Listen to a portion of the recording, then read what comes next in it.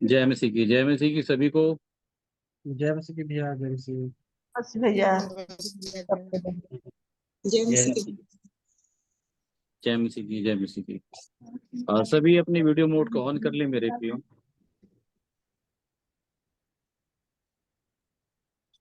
तो समय है मेरे प्रियो, अगर आप में से कोई अपनी बातों को रखना चाहते हैं तो अवसर होगा, नए लोग को अवसर होगा। स्थानीय कलीसिया को छोड़ करके कोई भी विषय रखना चाहते हैं, जानना समझना है, कोई प्रश्न है, कोई द्वंद्व है, तो बिल्कुल रख सकते हैं मेरे प्रियो। सभी को शालोम भैया, जय मसीह की। जय जय मसीह की। मसीह की बहन। भैया मेरे को नीति वचन 27 से एक प्रश्न पूछना है। नीति वचन 27 का 14 नंबर का हम्म वचन, जो भोर को उठकर अपने पड़ोसी को ऊंचे शब्द से आशीर्वाद देता है, उसके लिए शाप गिना जाता है। ये मेरे हम्म लिए कॉम्प्लिकेटेड है, ये मैं आज तक समझ नहीं पाती ये ऐसा क्यों। जब कोई, जैसे आप पड़ोसी के बारे में बताया कि मेरा पड़ोसी कौन है, वो हम्म बहुत अच्छे से मुझे प्रभु ने अगुवाई दी और समझ में आया है, हृदय ग्रहण कर लिया कि मेरा प्रभु यीशु मसीह मेरा पड़ोसी है। हम्म। तो लेकिन इस जगह, इस कॉन्टेक्स्ट में अगर मैं प्रभु यीशु मसीह डालूं तो सही नहीं होगा। क्या डालेंगे? अगर मैं यहाँ लिखूं पड़ोसी की जगह, जो भोर को हम्म उठकर अपने, है ना, तो हम्म वो हम्म। तो सही सही नहीं जाएगा ना। तो ये हाँ, इस पद को कैसे लेना चाहिए मेरे को, मतलब मैं इसमें ये थोड़ा सा। मैं बताऊंगा, कभी बताऊंगा। एक बार ज्योति दीदी अच्छा। भी पूछी, ये ज्योति दीदी भी पूछी थी, और अगले जी दिन जी जब जी मैं उसका उत्तर देना मैं चाह रहा था जब, तो उस समय फिर जी वो ऑनलाइन दीदी नहीं आई थी 2 दिन, तो ये विषय ही हट गया था उसके बाद। ठीक है, जी जी जी जी देखेंगे जब आवश्यकता होगी तो इसके ऊपर भी अपन लोग चर्चा करेंगे। इसका बहुत अच्छा उत्तर है बाइबल में, जी जी बहुत अच्छा उत्तर है। जी। बस ठीक है इतना भैया। बस जान लो कि सब वो जो भोर को उठ करके जो आशीर्वाद देने वाला व्यक्ति है वो भोला आदमी है। अच्छा। वो समझता कुछ नहीं है। जी। हाँ, समझता कुछ नहीं है, बिल्कुल नहीं समझता है। ठीक है, ठीक ठीक ठीक है भाई। मतलब वहां पे बस ये सारांश आपको बता देता, वहां पे अंधकार को उजाला ठहराने के बराबर वाली बात है ना। अच्छा। ओके। हाँ, याद रखिए, मतलब जिसको आशीर्वाद दे रहा है वो जी। आशीर्वाद के योग्य है ही नहीं। ओके। ठीक। हाँ, तो मैं कभी इसका बताऊंगा डिटेल, बहुत सुंदर डिटेल है इसका, बट सारांश यही निकलेगा जो मैं अभी आपको जी बता रहा हूँ। जी भाई जी। ठीक। हाँ, लेकिन समझेंगे हम इन बातों को। जी तो जी जी। विषय हमारे पास ऐसा हो जिसको सुनने के बाद, सबकी उन्नति के लिए हो। जी जी, समझ गई मैं। हाँ, सबकी, इससे क्या होगा ना, केवल जी ज्ञान बढ़ेगा और कुछ नहीं बढ़ेगा। जी जी जी भैया। ठीक जी। है ना। हाँ जी तो भैया। अगर ऐसा कोई भी प्रश्न है बहन, आत्मिक जीवन से जुड़ा हुआ, बहुत सारी बातें, हम तो वचन सुन रहे हैं, जी भाई। सुनने के बाद बहुत सारी चीजों में हम विचारों में अंतर, अलगाव को भी महसूस कर रहे होंगे कि संसार में क्या चल रहा है और वचन क्या कहता है। ठीक है, जी भाई। तो ऐसा हाँ। कोई भी विषय अगर हमारे पास में है जी भाई। तो बिल्कुल उसको रख सकते हैं बहन।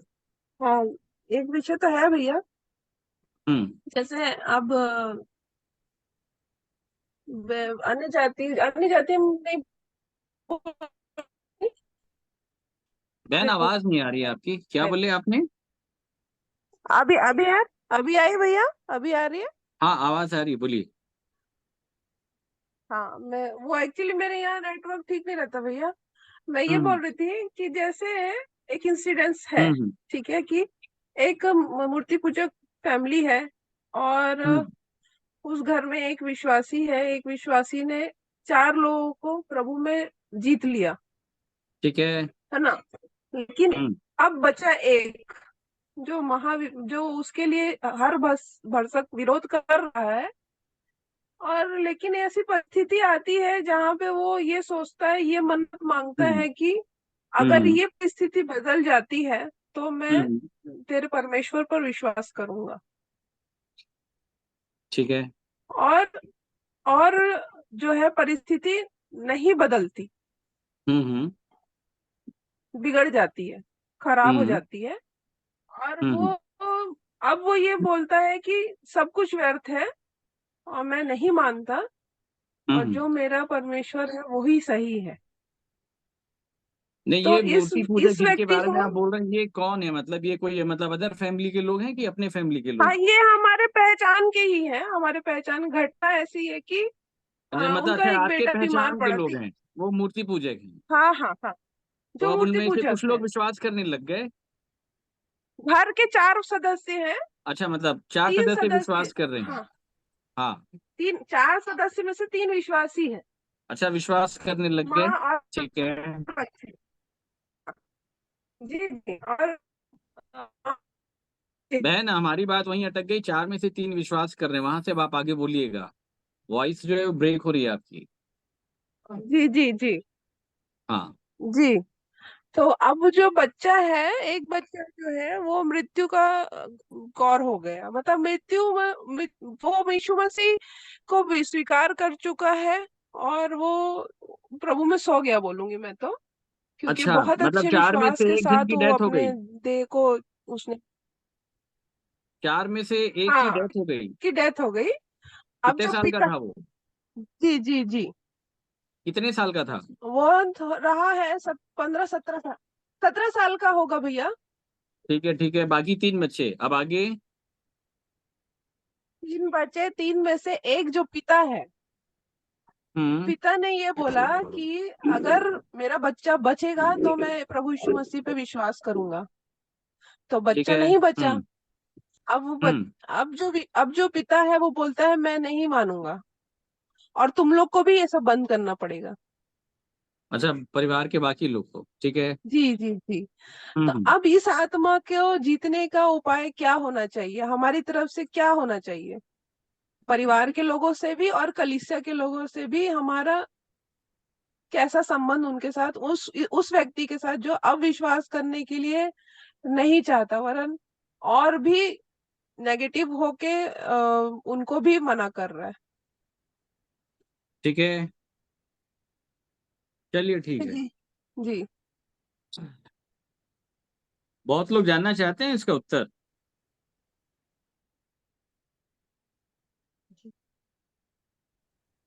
जी जानना भैया। चाहते हैं? जी। जानना जानना चाहते हैं भैया? चलिए, ठीक है, इसका उत्तर बहुत अच्छा है। ठीक है। पहला विषय जो है ना, आज हमको इन बातों को समझना होगा ना, कि बाइबिल क्या बोलती है विश्वास के मापदंड को लेकर के। अब बड़े ध्यान के साथ सुनिएगा। मेरे साथ निकालिए यूहन्ना की सुसमाचार, उसका 2 अध्याय।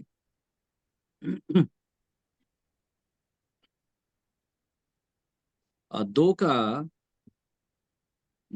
23 से पढ़िएगा। अब बड़े ध्यान के साथ सुनिए कि बाइबिल क्या कहती है।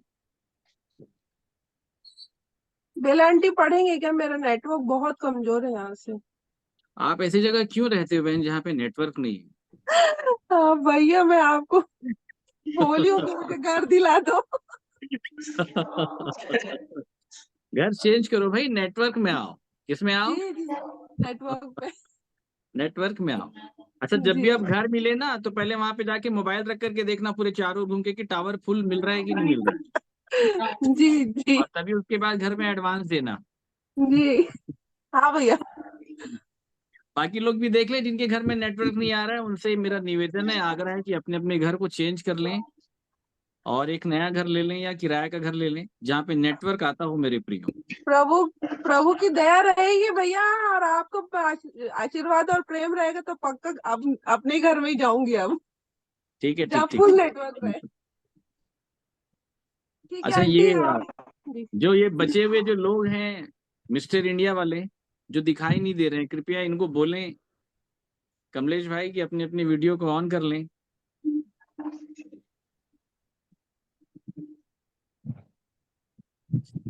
कैसे जी, तुम्हारे मन दिखाई नहीं दो एकदम? आए,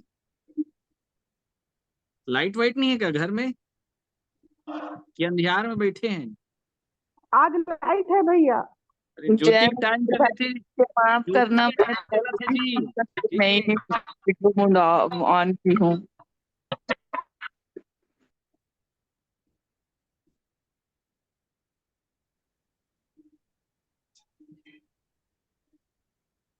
ये सब अभी वीडियो ना ऑन कर लिए, मालूम, मैं संदेश देना चालू करूंगा ना, ये सब धीरे के धीरे ना एक एक करके सब बंद करें, बंद कर लेंगे। और जितने लोग हंस रहे हैं ना, ये सब बंद करने वाले लोग हैं। तो आज कमलेश भाई आप वॉच करते रहना, तो कितने वीडियो बंद करते हैं, जहां वीडियो बंद हुआ तुरंत मैसेज डाल देना उनका नाम लिख करके। जी भैया जी। ठीक है, तो चलिए शुरू करते हैं। मेरे साथ यूहन्ना रचित सुसमाचार दूसरा अध्याय। अच्छा कमलेश भाई, ये जो अनवांटेड जो वॉइस बीच में आएगी ना, जी आप भैया जी। उसको म्यूट कर दीजिएगा, ठीक है? नहीं तो आपको ऐसी ऐसी आवाजें सुनाई देगी, पानी ला रे, खाना पके कि नहीं पके, मोटर ला बंद कर, ये सब आते रहेगा। ठीक है। और उत्तर फिर हम ही को देना पड़ेगा यहाँ से, तो इसलिए आप बंद कर दीजिएगा, ठीक है? खाना बन गया, खा हाँ, लो। चलिए निकाल लीजिए। यूहन्ना 2:23 आप लोग ना, जब सब सामने देखिएगा, आज जो चल रहा है ना वर्तमान काल में इस पृथ्वी के ऊपर, जो प्रचार का काम चल रहा है, बड़े ध्यान के साथ सुनिएगा, वो क्या काम चल रहा है, और जिस काम के ऊपर लोगों का फेथ ज्यादा है, उस काम के बारे में प्रभु यीशु मसीह का फेथ क्या कहता है। यूहन्ना 2:23 से पढ़ें।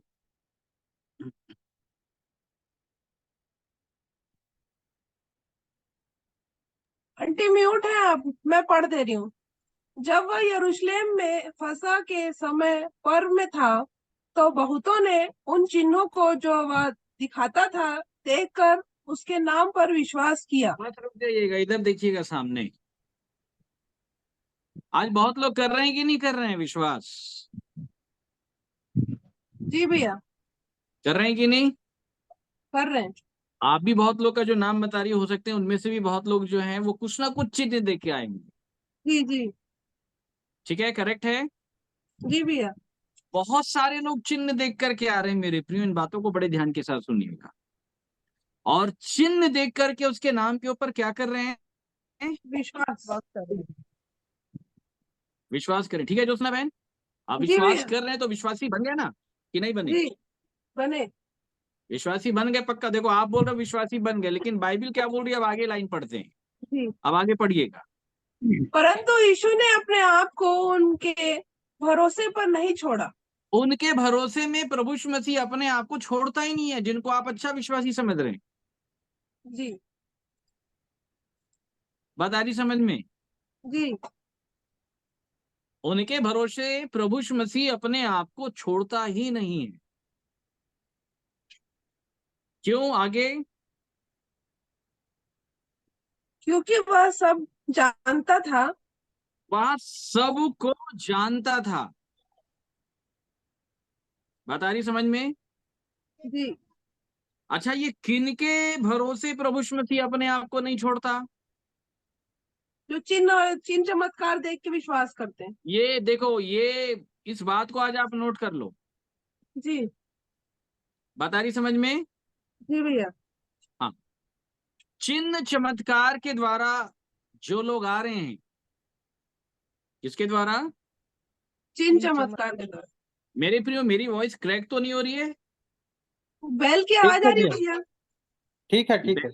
मेरी तो नहीं है। मैं ना एक बार अपना नेटवर्क जो है ना, मैं थोड़ा चेंज कर रहा हूँ ना।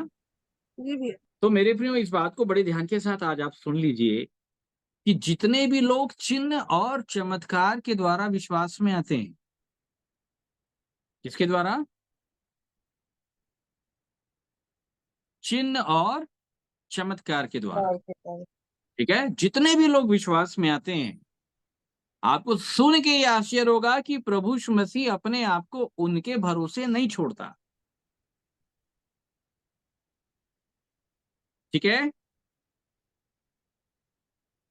प्रभु यीशु मसीह अपने आप को उनके भरोसे नहीं छोड़ता। छोड़ता ही नहीं है। इस बात को आप लोग समझ जाएं बड़े ध्यान के साथ, ठीक है? क्यों नहीं छोड़ता?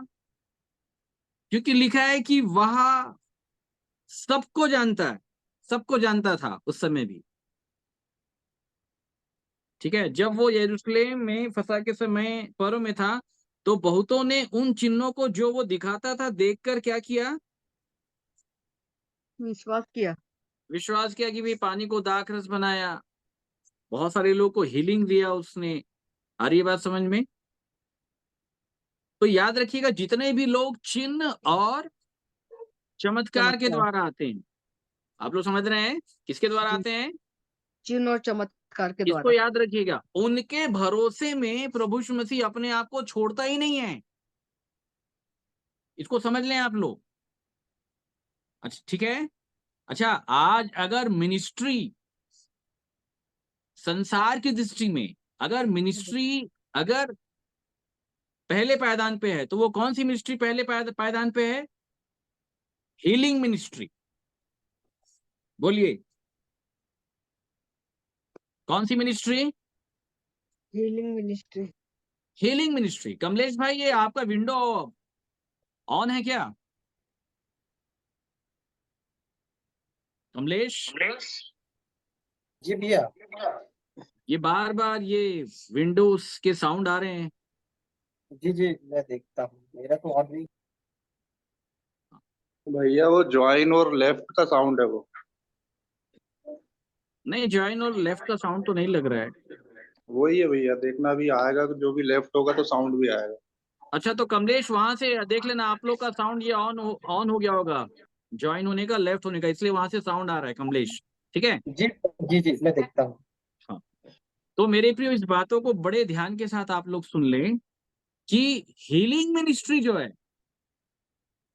बाइबल में, उसका जो स्थान है, सबसे पहली बात ये मैं आपको बता देता हूं कि हीलिंग जो मिनिस्ट्री आज हो रही है, ये चर्च बेस्ड मिनिस्ट्री नहीं है। इसको समझ ले पहले आप।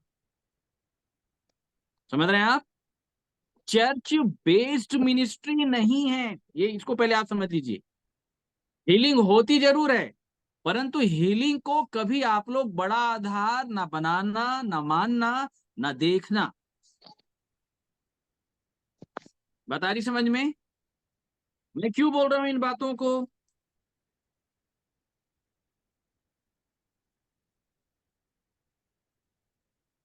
मेरे साथ निकालें पहला कुरिन्थियों 12वां अध्याय,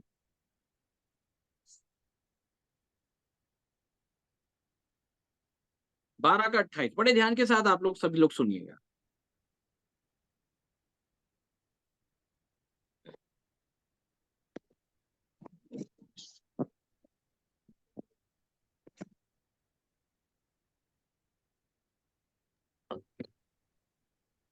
पढ़ें? बेला सिस्टर आप पढ़िएगा ना, 12 का 27 से पढ़ें। इसी प्रकार तुम सब मिलकर मसीह की देह हो और अलग अलग उसके अंग हो। और परमेश्वर ने कलीसिया में अलग अलग व्यक्ति नियुक्त किए हैं, प्रथम प्रेरित, दूसरे भविष्यवक्ता, तीसरे शिक्षक, फिर सामर्थ के काम करने वाले, फिर चंगा करने वाले, और उपकार करने वाले, और प्रबंध करने वाले, और नाना प्रकार की भाषा बोलने वाले। इसको बड़े ध्यान के साथ सुन लें आप, ठीक है? जी। मैं हमेशा बताता हूं कि कभी भी रैंक की जब बात होती है, जब काउंटिंग किया जाता है, तो फर्स्ट, सेकंड और थर्ड, तीन चीजों की काउंटिंग होती है, तीन ही रैंक माने जाते हैं। समझ रहे हैं आप? ठीक है। एक स्वर्ण पदक होता है, तो एक रजत पदक होता है, और एक कांस्य पदक होता है। बात समझ में? तो बाइबल में भी कलीसिया में तीन चीजों को महत्वपूर्ण बताया गया है। प्रथम जो है प्रेरित। अच्छा, आज बहुत लोग अपने नाम के आगे अपोस्टल लगा करके घूम रहे हैं, लेकिन नाम के आगे अपोस्टल लगाने से या प्रेरित लिखने से कोई प्रेरित नहीं बन जाएगा। इस बात को आप लोग समझ जाइएगा, ठीक है? प्रेरित को समझना बहुत जरूरी है, क्योंकि प्रकाशित वाक्य की किताब में लिखा है, झूठे प्रेरितों के बारे में लिखा हुआ है। इसको याद रखिएगा, ठीक है। तो कलीसिया में प्रथम है प्रेरित, याद रखिएगा, प्रथम कौन है? प्रेरित, प्रेरित। दूसरे नंबर पे है भविष्यवक्ता, भविष्यवक्ता, और तीसरे नंबर पे है फिर शिक्षक। फिर लिखा है सामर्थ्य के काम करने वाले। किसके काम करने वाले? सामर्थ्य के काम करने वाले। सामर्थ्य के काम करने वाले। अच्छा, सामर्थ्य का काम करना अलग है ना, और चंगाई देना अलग है, इसलिए लिखा है सामर्थ्य के काम करने वाले, ये अलग कैटेगरी है। फिर चंगा करने वाले। बात आ रही समझ में? फिर उपकार करने वाले, प्रबंध करने वाले, नाना प्रकार की भाषा, वो तो भाषा वाले तो बहुत आखिरी चले गए, ये समझ लो आप। भाषा वाले कहाँ चले गए? आखिरी में सबसे चलेगा सबसे। हाँ, याद रखिएगा, ठीक है। भाषा और कुछ नहीं है, ये जो भाषा की सेवकाई जो होती थी, याद रखिएगा, इसमें जो एक लैंग्वेज होता है उसकी मीनिंग को बताया जाता है। बात समझ रहे हैं आप? किसको बताया जाता है? मीनिंग को बताया उसकी जाता है। मीनिंग को बताया जाता है, ठीक है। फॉर सपोज मैं मान लेता हूं कि मैं इंग्लिश में प्रचार कर रहा हूं, मान लेते हैं, और आपको इंग्लिश नहीं आती, तो यहाँ पे किसी अमुक व्यक्ति को इंग्लिश आता है और हिंदी भी आता है, तो वो मेरी बातों को लेकर ट्रांसलेट करके आपको बताएगा। इसको याद रखिए। अच्छा, उस समय प्रेरितों के काम 2 में जब चेलों ने अन्य भाषा बोला, बड़े ध्यान के साथ सुनिएगा, लेकिन वो अन्य भाषा बोलने का वेट नहीं कर रहे थे ना, ये मैं आपको बता दे रहा हूँ। वो पवित्र आत्मा के आने का इंतजार कर रहे थे। और उस समय लगभग 14 से 15 प्रकार की भाषा बोलने वाले लोग, समझ रहे हैं, उस समय यरूशलेम में आकर के सब जमा हुए थे। इसको याद रखिएगा, ठीक है। और जब चेलों ने प्रचार करना चालू किया, तो हर एक व्यक्ति, वहां साफ लिखा है कि अपनी अपनी जन्मभूमि की भाषा सुन रहा था। वो किसकी भाषा सुन रहा था? जन्मभूमि। जन्मभूमि। जन्मभूमि मतलब जहां पे आप जन्म लिए। जैसे हम भारत देश में जन्म लिए हैं, तो हमारी मातृभाषा जो है वो हिंदी है। बात समझ रहे हैं? हमारी मातृभाषा हिंदी है। बात आ रही समझ में? अब इसमें भी भाषाएं अलग अलग है। अगर मान लेते हैं कि कोई कलकत्ता वाला बंगाली होगा, बंगाली बोलेगा। कोई सिंध प्रांत वाला सिंधी होगा, उसको सिंधी आता है। कोई गुजरात में पैदा हुआ, वहां की मातृभाषा गुजराती है। कोई पंजाब में पैदा हुआ, वहां की मातृभाषा पंजाबी है। इसको बोलते हैं अदर टंग, मतलब अन्य भाषा। अन्य भाषा को समझने के लिए आप अन्य जाति शब्द को समझिए। अन्य जाति का मतलब क्या होता है? अन्य जाति का मतलब ये होता है जो मेरी जाति का नहीं है, वो अन्य जाति है। बात समझ रहे हैं? बाइबल में जो गैर यहूदी थे, उनको अन्य जाति इसलिए कहा गया क्योंकि वो यहूदी नहीं है। ठीक उसी प्रकार अन्य भाषा का मतलब क्या था? जो मेरी भाषा नहीं है, वो मेरे लिए अदर टंग। याद रखिएगा, अन्य भाषा है। बात समझ रहे हैं? तो प्रेरितों के काम 2 में जो अन्य भाषा जब बोली गई, याद रखिएगा, तो उस अन्य भाषा का जो इस्तेमाल किया गया, वो उस समय के अलग अलग देश के लोग जो वहां पे इकट्ठे हुए थे, सबको उनकी भाषा में सुसमाचार सुनाने के लिए इस्तेमाल किया गया था। और इससे ज्यादा कुछ नहीं है मेरे। इसको बड़े ध्यान के साथ सुन लीजिएगा, समझ रहे हैं आप? और जैसे आप ब्रदर भक्त सिंह की किताब पढ़ेंगे, कितने लोग ब्रदर भक्त सिंह की किताब पढ़े हैं? पढ़े हैं ब्रदर सिस्टर? और इधर सुनीता सिस्टर, पढ़े हैं आप ब्रदर भक्त सिंह की किताब? आप नहीं पढ़े हैं, ठीक ठीक। और होंगे बहुत लोग शायद पढ़े होंगे, मैंने भी पढ़ा है। तो ब्रदर भक्त सिंह की गवाही मैं आपको बता रहा हूँ। एक बार उनको सिंधियों के बीच में बुलाया गया था प्रचार करने के लिए, उनकी किताब में उल्लेख है, ठीक है। और परमेश्वर के बहुत बड़े दास ना, बहुत जाने माने दास परमेश्वर के, मैं मतलब वो प्रेरित थे वो। और पूरे विश्व भर में और खास तौर से भारत देश में उनका इस्तेमाल परमेश्वर ने बहुत जोर शोर से किया। अगर मैं बोलूं कि अगर मेरे को प्रेरिताई सेवकाई में अगर कोई दिखाई देता है भारत देश में, प्रेरिताई सेवकाई में अकॉर्डिंग टू बाइबल, तो केवल ब्रदर भक्त सिंह मेरे को दिखाई देते हैं, और कोई दिखाई नहीं देता है। साधु सुंदर सिंह जी के पास जो मिनिस्ट्री थी, वो सुसमाचार वाली मिनिस्ट्री थी, उनकी सेवकाई अलग थी। लेकिन ब्रदर भक्त सिंह के पास जो मिनिस्ट्री थी, वो कलीसियाई सेवकाई वाली मिनिस्ट्री थी। खैर, इन बातों को भी हम समझेंगे। तो मेरे प्रियो, जब वो जाते हैं सिंध प्रांत में, जहां पे सिंधियों के बीच में उनको संदेश देना था, और सिंधी उनको आता नहीं है, तो उन्होंने कहा कि भाई वहां पे ट्रांसलेटर आप लोग ढूंढ लेना।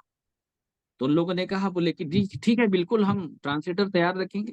फिर ऐन वक्त में ये पता चलता है कि जिस ट्रांसलेटर को बोला गया था 2 दिन पहले उसकी मृत्यु हो गई। अब सब लोग हाथ खड़ा कर दिए, बोले भाई यहाँ सबको सिंधी आता है, हिंदी किसी को नहीं आता। ऐसा कोई सिंधी भाई नहीं जिसको हिंदी आता हो और वो सिंधी में हमको बताए। तो बोले ठीक है। अब ये प्रार्थना में बैठे तो प्रार्थना में पूछे प्रभु जाना है कि नहीं जाना है, वहां कोई ट्रांसलेटर नहीं है। तो परमेश्वर की ओर से उनको साफ ये अगुवाई हुई। क्या हुई? अगुवाई हुई कि हमको जाना है। क्या करना है? जाना है। हमको वहां पे जाना चाहिए। ठीक है, तो परमेश्वर ने बोल दिया कि तुम वहां पे जाओ। तो ये समझ गया कि अगर जाना है मतलब ट्रांसलेटर की व्यवस्था परमेश्वर कर देगा। और वो ये बताते हैं कि वो एक दिन पहले जब पहुंचे उस दिन भी ट्रांसलेटर नहीं मिला, अगला दिन भी हो गया ट्रांसलेटर नहीं मिला, और पूरी भीड़ आ गई है सुनने के लिए, और वो मंच पे बैठे हैं, उनको यही लग रहा है कि एंड टाइम में कोई ना कोई ट्रांसलेटर आ जाएगा, कोई ना कोई आ जाएगा। वर्शिप समाप्त हो गई, सब कुछ समाप्त हो गया। अब उसके बाद उनको वचन के लिए बोला गया तो पवित्र आत्मा ने उनको भर दिया और वो चले गए। और परमेश्वर ने उनसे उस दिन सिंधी बुलवाया। भैया क्या बुलवाया? सिंधी बुलवाई। सिंधी, याद रखिएगा। सिंधी बुलवाने का केवल, देखो हमारी भी जो एक सिंधी बहन बैठी है तो खुश हो रही हो। तो सिंधी बुलवाने का एक ही मकसद था कि इनको परमेश्वर का वचन समझ में आए। बात आ रही समझ में? ठीक है, तो केवल चेलों से जो भाषा बुलवाया गया उसको याद रखिएगा, उसका मकसद बस केवल यही था। अच्छा, उसके बाद आप पतरस का अनुभव आप पढ़ लीजिएगा, वो कहीं नहीं बोला है उसके बाद।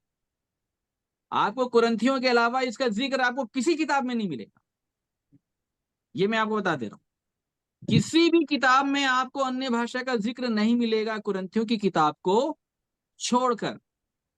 आपको किसी भाषा में नहीं मिलेगा, मतलब किसी किताब में आपको नहीं मिलेगा। समझ रहे हैं मेरे अपने? तो बहुत सुंदर बातें हैं कि वो जो लिखा है, बार बार लोग कोट करते हैं कि वो स्वर्ग की भाषा है, और वहां पे आत्मा की बातों को भेद की रीति पर बोला जाता है। बोलिए कौन सी रीति पर?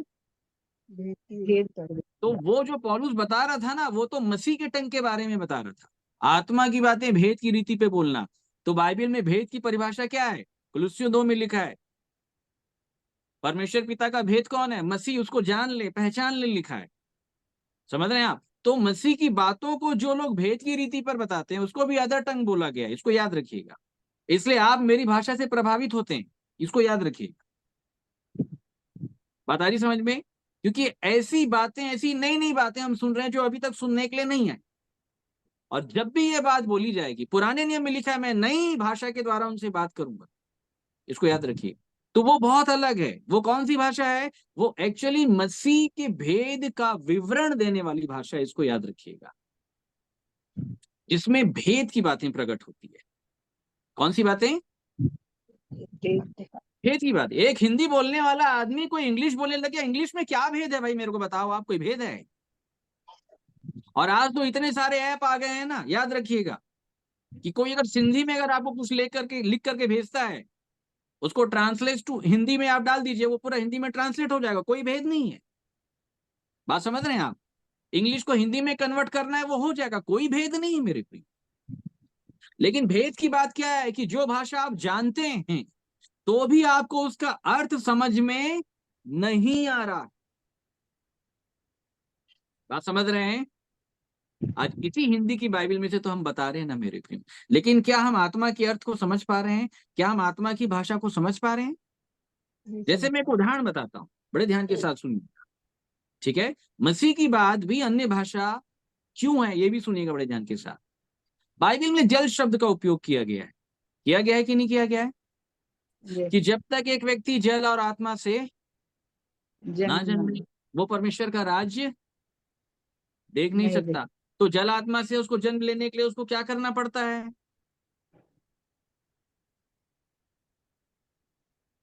जल और आत्मा से जन्म लेने के लिए उसको क्या करना पड़ता है? बपतिस्मा लेता है। हाँ, बपतिस्मा। क्या दिया जाता है? बपतिस्मा। बपतिस्मा। क्या दिया जाता है? बपतिस्मा दिया जाता है कि नहीं दिया जाता है? दिया जाता है, हाँ। लेकिन उसका मतलब बपतिस्मा है ही नहीं। नहीं। इसको समझिएगा। अब हमें ये गलतफहमी क्यों है? परमेश्वर ने जब जल बोला, बड़े ध्यान के साथ सुनिएगा, तो वो आत्मा की भाषा में बोला है। बोलिए कौन सी भाषा में? आत्मा की भाषा में। वो पृथ्वी के शरीर की भाषा में नहीं बोला है ना, इसको समझिएगा ध्यान से। वो आत्मा की भाषा में जल बोला है। जो बातें मैंने तुमसे कही वे आत्मा और जीवन है, वो शरीर की भाषा नहीं है, वो आत्मा की भाषा है। ठीक है, अब आप शरीर की भाषा में जल किसको समझते हैं? वो पीने वाला पानी। बात आ रही समझ में? आपकी भाषा में जो जल है वो अलग हो गया, और परमेश्वर की भाषा में जो जल है वो अलग हो गया। जल जो है परमेश्वर के वचन को बताया गया है। पहला पत्रस में लिखा है कि तुमने जीवते परमेश्वर के वचन के द्वारा नया जन्म पाया है। बात समझ रहे हैं? नया जन्म कैसे होता है? वचन के द्वारा होता है भाई साहब, बपतिस्मा से नहीं होता है। और अगर बिना नया जन्म पाए अगर कोई बपतिस्मा ले लिया और किसी ने करवा दिया है, किसी ने दे दिया है, तो समझ लीजिएगा बस काम इतना ही हुआ है कि आप बिना साबुन लगाए नहा के बाहर आए, इससे ज्यादा कुछ नहीं हुआ है। इसलिए बैप्टाइज होने से पहले भी वो वैसा ही है, और बैप्टाइज होने के बाद भी वो वैसा ही है। याद रखिएगा, जब नया जन्म होता है ना, याद रखिएगा, जब वास्तव में जब जल से जन्म हो जाता है, जल अर्थात वचन से, तब उसके बाद उसको बैप्टाइज किया जाएगा। क्योंकि जिनका नया जन्म हो जाता है, याद रखिएगा, वो नए सिरे से पैदा हो जाते हैं।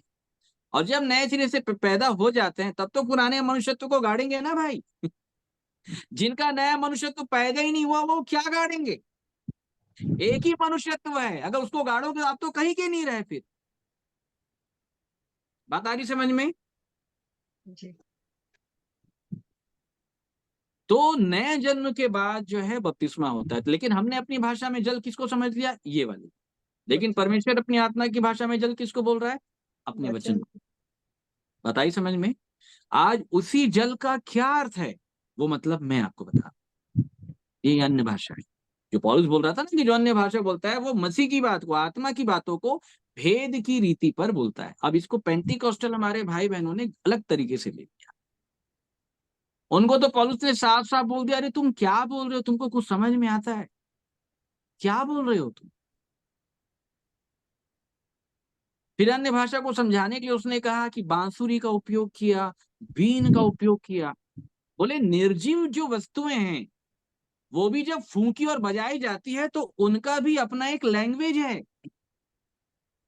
अगर मैं अभी वीडियो ऑफ कर दूं और मैं यहां से बांसुरी बजाऊं तो आप नहीं पहचानेंगे कि बांसुरी बज रही है? पहचानेंगे कि नहीं पहचानेंगे? बिल्कुल पहचानेंगे। अगर मैं गिटार बजाऊं तो बिना देखे कि आप नहीं पहचानेंगे गिटार बज रहा है? पहचानेंगे। अगर मैं हारमोनियम बजाऊं तो क्या बिना देखे आप नहीं जान पाएंगे हारमोनियम बज रहा है? बिल्कुल तो जान पौलुस ने पाएंगे। ये बताया कि हर एक निर्जीव चीज की भी अपनी एक भाषा है, उसका अर्थ है। भाई लोग समझ जाते हैं, लेकिन तुम जो बोल रहे हो इसका कोई अर्थ नहीं है। वो बोलता है इस जगत में जितनी भी भाषा है, ऐसी कोई भाषा नहीं है जिसका अर्थ नहीं होगा। उसने कुरिन्थियों की कलीसिया को साफ बता दिया, भाई मतलब तुम लोग बहुत बड़ी भूल में पड़े हो। बोला तुमसे ज्यादा मैं अन्य भाषा बोलता हूँ। इसलिए पौलुस जो लिखा है ना, ये अन्य भाषा है, ये किसी को बात समझ में नहीं आ रही, इसको याद रखिएगा। आ रही है पौलुस की भाषा किसी को समझ में? जो पत्री लिखा हुआ है नहीं आ रही है। नहीं आ रही। खोजे को यही तो पूछा है फिलिपुस ने, जो पढ़ता है समझता है। बोला अगर समझाने वाला नहीं हो तो कैसे समझूंगा? हमारे पास हिंदी का शाब्दिक ज्ञान है, लेकिन जो शाब्दिक ज्ञान है हमारे पास उसका आत्मिक ज्ञान नहीं है। और आत्मिक ज्ञान ही परमेश्वर की भाषा है, इसको याद रखिएगा। तो मेरे प्रियो, ये तो भाषा बोलने वाले बड़े आखिरी में। पहले नंबर पे प्रेरित, दूसरे पे भविष्यता, तीसरे पे शिक्षक, चौथे पे सामर्थ्य के काम करने वाले, और फिर पांचवें नंबर, इनको तो खैर चौथा पांचवा काउंट नहीं हो रहा है, फिर लिखा है चंगा करने वाले। वाले। लेकिन आज चंगा करने वालों का बड़ा बोलबाला है। बोलबाला है कि नहीं? है। चंगाई सभा में बड़ी भीड़ लगती है, मालूम है? इसका रहस्य क्या है मालूम है? आप भीड़ का आपको मालूम है क्यों भीड़ लगती है चंगाई सभा में? तमाशा एक तो पहली देखने बात आते जो हैं। है कि बीमारों की भीड़ आती है। बोलिए किसकी भीड़ आती है? बीमारों की भीड़। अब बड़े ध्यान के साथ सुनिएगा। अगर 10,000 की भीड़ है, ऑडियंस अगर बैठी है 10,000, सब लोग बैठे हुए हैं, याद रखिएगा, तो उसमें से बीमार जो है ना वो ज्यादा से ज्यादा केवल आपको 500 लोग मिलेंगे, ज्यादा से ज्यादा अगर मिल गए। बोलिए कितने लोग? 400-500 लोग। 400 से 500 लोग आपको बीमार मिलेंगे, ठीक है। बाकी 9,500 जो बैठे हैं वो दर्शक दीर्घ हैं। क्या देखने के लिए आए हैं? तमाशा देखने के लिए। चमत्कार। बोलिए क्या देखने के लिए आए हैं? चमत्कार। चमत्कार। चमत्कार देखना लोगों को अच्छा लगता है कि नहीं अच्छा लगता है? हम्म, बोले शहर में बड़े जादूगर आए हैं, लोग पहुंच जाते देखे, चलो जादू देखेंगे। क्या देखेंगे? जादू कोई देखेंगे। लंगड़ा चलेगा, चलो देखेंगे। गूंगा बोलने लग जाएगा, चलो देखेंगे। रोमांचित होना ह्यूमन नेचर है। बात आ रही समझ में आप? चमत्कार को लोग नमस्कार करते हैं, याद रखिए। लेकिन चमत्कार से किसी का उद्धार नहीं है भाई साहब, इसको समझ लो। जो लोग चिन्ह चमत्कार के द्वारा प्रभु यीशु मसीह के ऊपर विश्वास किए, यूहन्ना में साफ लिखा है कि यीशु ने अपने आप को उनके भरोसे में नहीं छोड़ा। नहीं छोड़ा। बता रही समझ में? इसलिए आप लोग भी ऐसे लोग के भरोसे में बिल्कुल नहीं पड़ना, इसको याद रखिएगा। क्यों नहीं पढ़ना है भाई? यूहन्ना 4:46।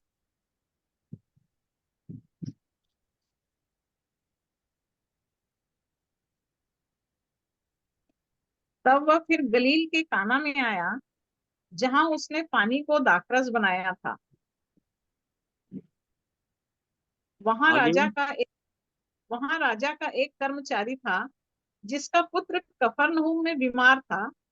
वह यह सुनकर कि यीशु यहूदिया से गलील में आ गया है, उसके पास गया और उससे विनती करने लगा कि चलकर मेरे पुत्र को चंगा कर दे, क्योंकि हम्म। वह मरने पर था।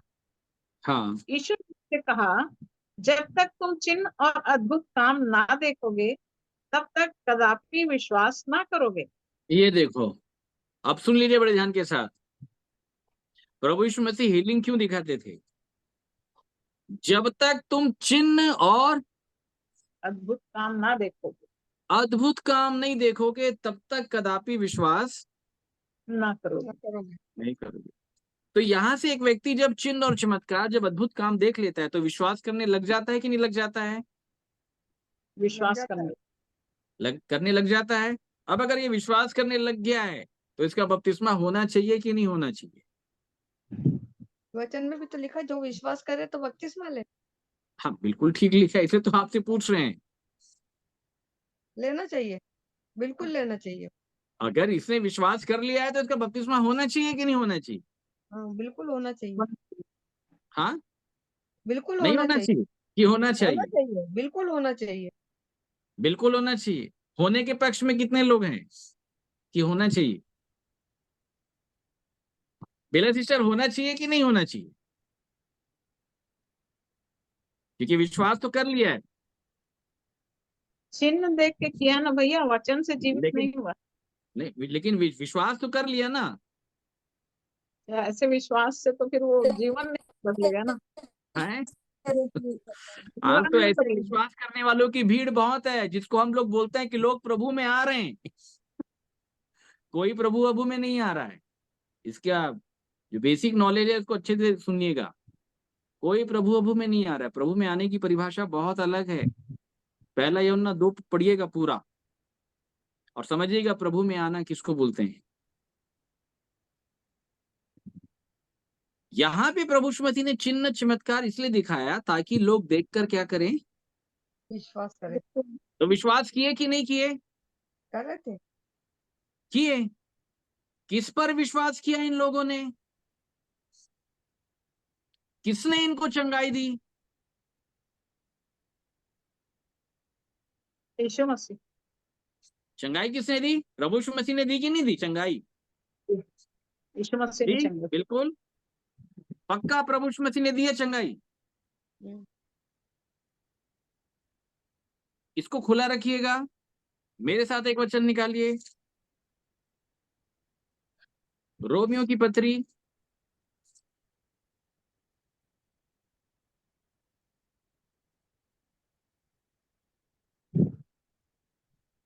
10वां अध्याय 10:9। कि यदि तू अपने मुंह से यीशु को प्रभु जानकर अंगीकार करे और अपने मन में विश्वास करे कि परमेश्वर ने उसे मरे हुओं में से जिलाया, तो तू निश्चय उद्धार पाएगा। अगर तू ये वाला विश्वास कर लेगा तब तेरे को क्या मिलेगा? उद्धार। उद्धार पाएगा। ठीक है। यूहन्ना 4 में क्या है?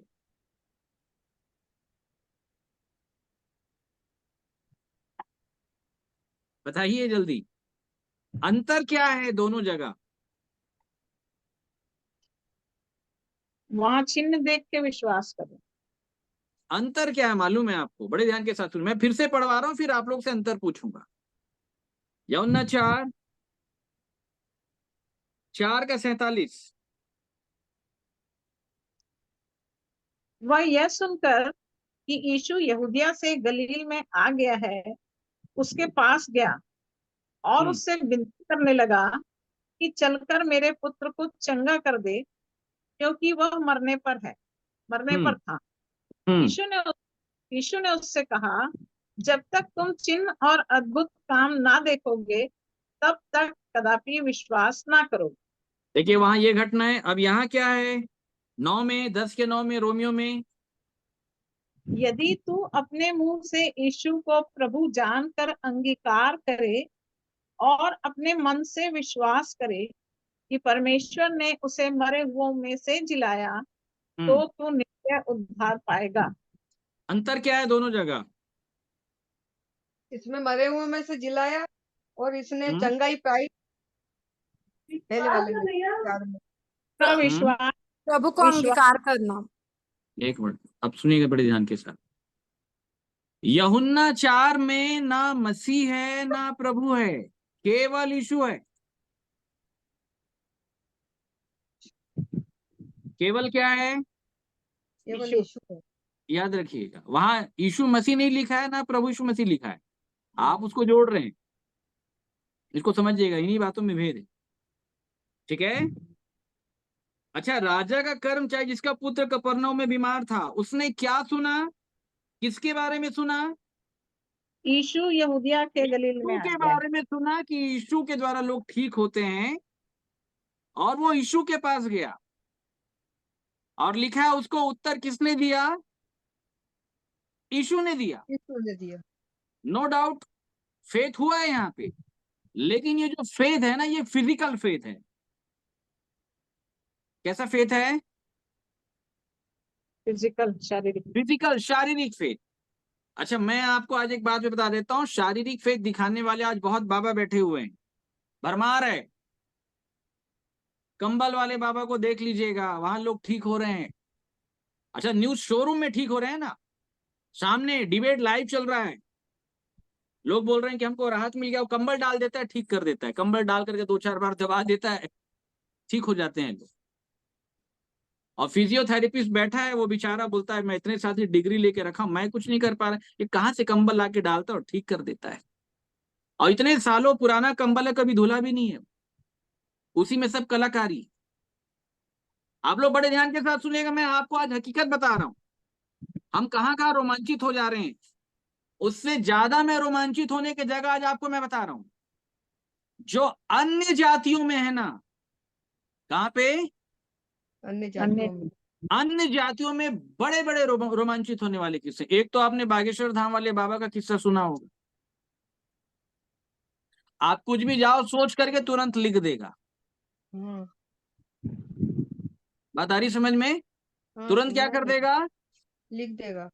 तुरंत लिख देगा। आपका नाम क्या है, आपका उम्र क्या है, आप क्या सोच करके आए हो, वो इतना कॉन्फिडेंट होकर के बैठता है। वो जितने लोग आते हैं ना उसकी परीक्षा लेने के लिए, वो सब की क्लास लगा दिया वहां पे। बोले हम यहीं पे बैठे हैं, आप जाओ भीड़ में से किसी को भी उठा के लेके आओ, मैं पहले से उसके बारे में लिख दे रहा हूं, पर्चा उसी के नाम का खोलेंगे।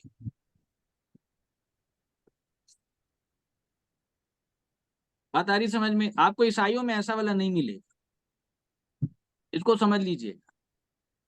अच्छा, ईसाइयों में बहुत सारे बाबा घूम रहे हैं जो क्या बोलेंगे मालूम है आपको? वो मेरे को दिखा रहा है, वो एक लेडीज है वो आसपास रहती है। अच्छा, इनको मालूम ही नहीं लेडीज का नाम क्या है। मैं ये बताना चाह रहा हूं कि उससे ज्यादा पावर ये बाबा लेकर के बैठा है, वो पूरा डिटेल आपको बता देगा आप क्या सोच करके आए हो। बड़े ध्यान के साथ सुनना, मैं बताना चाह रहा हूं कि चल क्या रहा है, इसको समझें आप चमत्कार से कभी परमेश्वर को टैली नहीं करना, चमत्कार को नमस्कार कभी नहीं करना। चमत्कार एक अलग चीज है, और मोक्ष प्राप्त करना, उद्धार प्राप्त करना, परमेश्वर के पास जाना, ये विषय चमत्कार के विषय के जस्ट अपोजिट है। प्रभु यीशु मसीह चमत्कार के कारण क्रूस के ऊपर नहीं चढ़ाया गया ना, ये मैं आपको बता देता हूं। उद्धार की बात सुनाने के कारण क्रूस पे चढ़ाया गया था। अरे यहूदियों ने तो चिन्ह और चमत्कार देख करके, सुनिएगा बड़े ध्यान के साथ, वो भी तो बहुत रोमांचित हुए, बोले आकाश में होशाना, परमेश्वर की महिमा हो, स्तुति हो, तारीफ हो, बोले हमारे बीच में कोई बड़ा प्रकट हो गया भाई, बड़े खुश हुए। लेकिन जब सुनाया ना एक गाल पे थप्पड़ मारोगे कोई तो दूसरा फेर देना तो लोगों का दिमाग खराब हो गया, बोले फालतू बात कर रहा है। उधार देके वापसी की आशा मत रखो, बोले फालतू बात कर रहा है। रोटी कपड़ा मकान की चिंता में नहीं जाना, अन्य जातियां इन सब वस्तुओं की खोज में करती है, तो लिखा है फरीसी ने उसको ठट्ठों में उड़ाया। बात आ रही समझ में? उद्धार की बातों से लोगों का प्रेम नहीं है, लोगों का प्रेम जो है वो चिन्ह और चमत्कार से ज्यादा है। उसको बड़े ध्यान के साथ सुन लीजिएगा। समझ रहे मेरे प्रियो आप? आज इस प्रकार से चल रहे हैं, और नहीं, और कईयों प्रकार के बाबा हैं, कईयों प्रकार के। एक हथौड़ा वाले बाबा हैं, उसका भी देखिएगा। अच्छा, ये सब मैं आपको क्यों बता रहा हूं? क्योंकि ये अंत के समय की निशानी है, ये चिन्ह है। और अंत के समय में प्रभु यीशु मसीह ने बताया कि बड़े बड़े हीलर आ जाएंगे। बोलिए, क्या जाएंगे? बड़े बड़े हीलर मिनिस्ट्री हो बड़े बड़े जाएगी। हीलर आ जाएंगे। अच्छा, एक महत्वपूर्ण विषय आज मैं आपको बताता हूं, जो आपको अभी बोलते बोलते मुझे याद आ रहा है। अंत के दिन में जो होगा, अब इसको सुनिएगा बड़े ध्यान के साथ, निकालिए मेरे साथ लूका 21।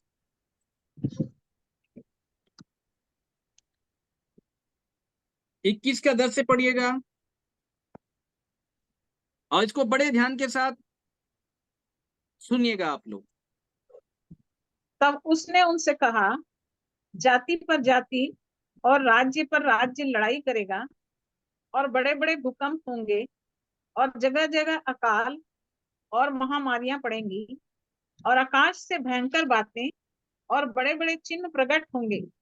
परंतु इन सब बातों से पहले वे मेरे नाम के कारण तुम्हें पकड़ेंगे और सताएंगे। बस बस बस, ये कब होगा? जल्दी बताएं, कब होगा ये? अंत के दिनों, बोलिए, अंत के दिनों, किसके दिनों में होगा? अंत के दिनों में। अंत के दिनों, अंत के दिनों में याद रखिएगा, क्या क्या प्रकट होंगे? बड़े बड़े भूकंप होंगे, बड़े बड़े चिन्ह प्रकट होंगे। बोलिए, क्या प्रकट होंगे? बड़े बड़े प्रकट चिन्ह, होंगे। बड़े बड़े चिन्ह और चमत्कार, याद रखिएगा, कब प्रकट होंगे? अंत के के दिनों समय। में। हाँ, कहां से प्रकट होंगे चिन्ह? जाति जाति, नहीं नहीं नहीं, 11 पढ़े फिर से एक बार। तब उसने उनसे कहा, जाति पर जाति और राज्य पर राज्य चढ़ाई करेगा, और बड़े बड़े भूकंप होंगे, और जगह जगह अकाल और महामारियां पड़ेंगी, और आकाश से भयंकर बातें और बड़े बड़े चिन्ह प्रकट होंगे। चिन्ह कहाँ पे प्रकट होंगे? आकाश से प्रकट होंगे। नहीं, कहाँ पे प्रकट होंगे चिन्ह? धरती पर प्रकट होंगे। नहीं, कहाँ पे प्रकट होंगे? कहाँ पे? जगह जगह, वहां पे एक शब्द आया, आकाश में प्रकट होगा। क्या? नहीं, आकाश से, आकाश से प्रकट होगा लिखा है, स्वर्ग से प्रकट होगा नहीं लिखा है। आकाश से। और आकाश में कौन रहता है? दुष्टा क्या शैतान, आगे बात समझ में? जी, और वो वहां बैठ के सब खेला दिखा रहा है, सबका मनोरंजन कर रहा है, उसको मालूम है वो मदारी है वो, और उसको मालूम है मदारी को खेल दिखाना है। अब वो डमरू बजा के बुलाता है सब लोग को। आज यही ना चल रहा है कि नहीं चल रहा है? जी। और हम भी आजकल के ऐसे हीलर लोग को देख के लगता है कि प्रभु काम कर रहा है, कोई काम वाम नहीं कर रहा, ये मैं आपको साफ बता देता हूँ। और पंजाब से बिल्कुल सावधान रहना आप, ये बता दे रहा हूं मैं आपको। अब अगर बोल रहा हूं अगर, तो आप समझ लेना, जी भैया समझ गए। बिल्कुल सावधान रहना, बिल्कुल सावधान बोल रहा हूं, मतलब बिल्कुल।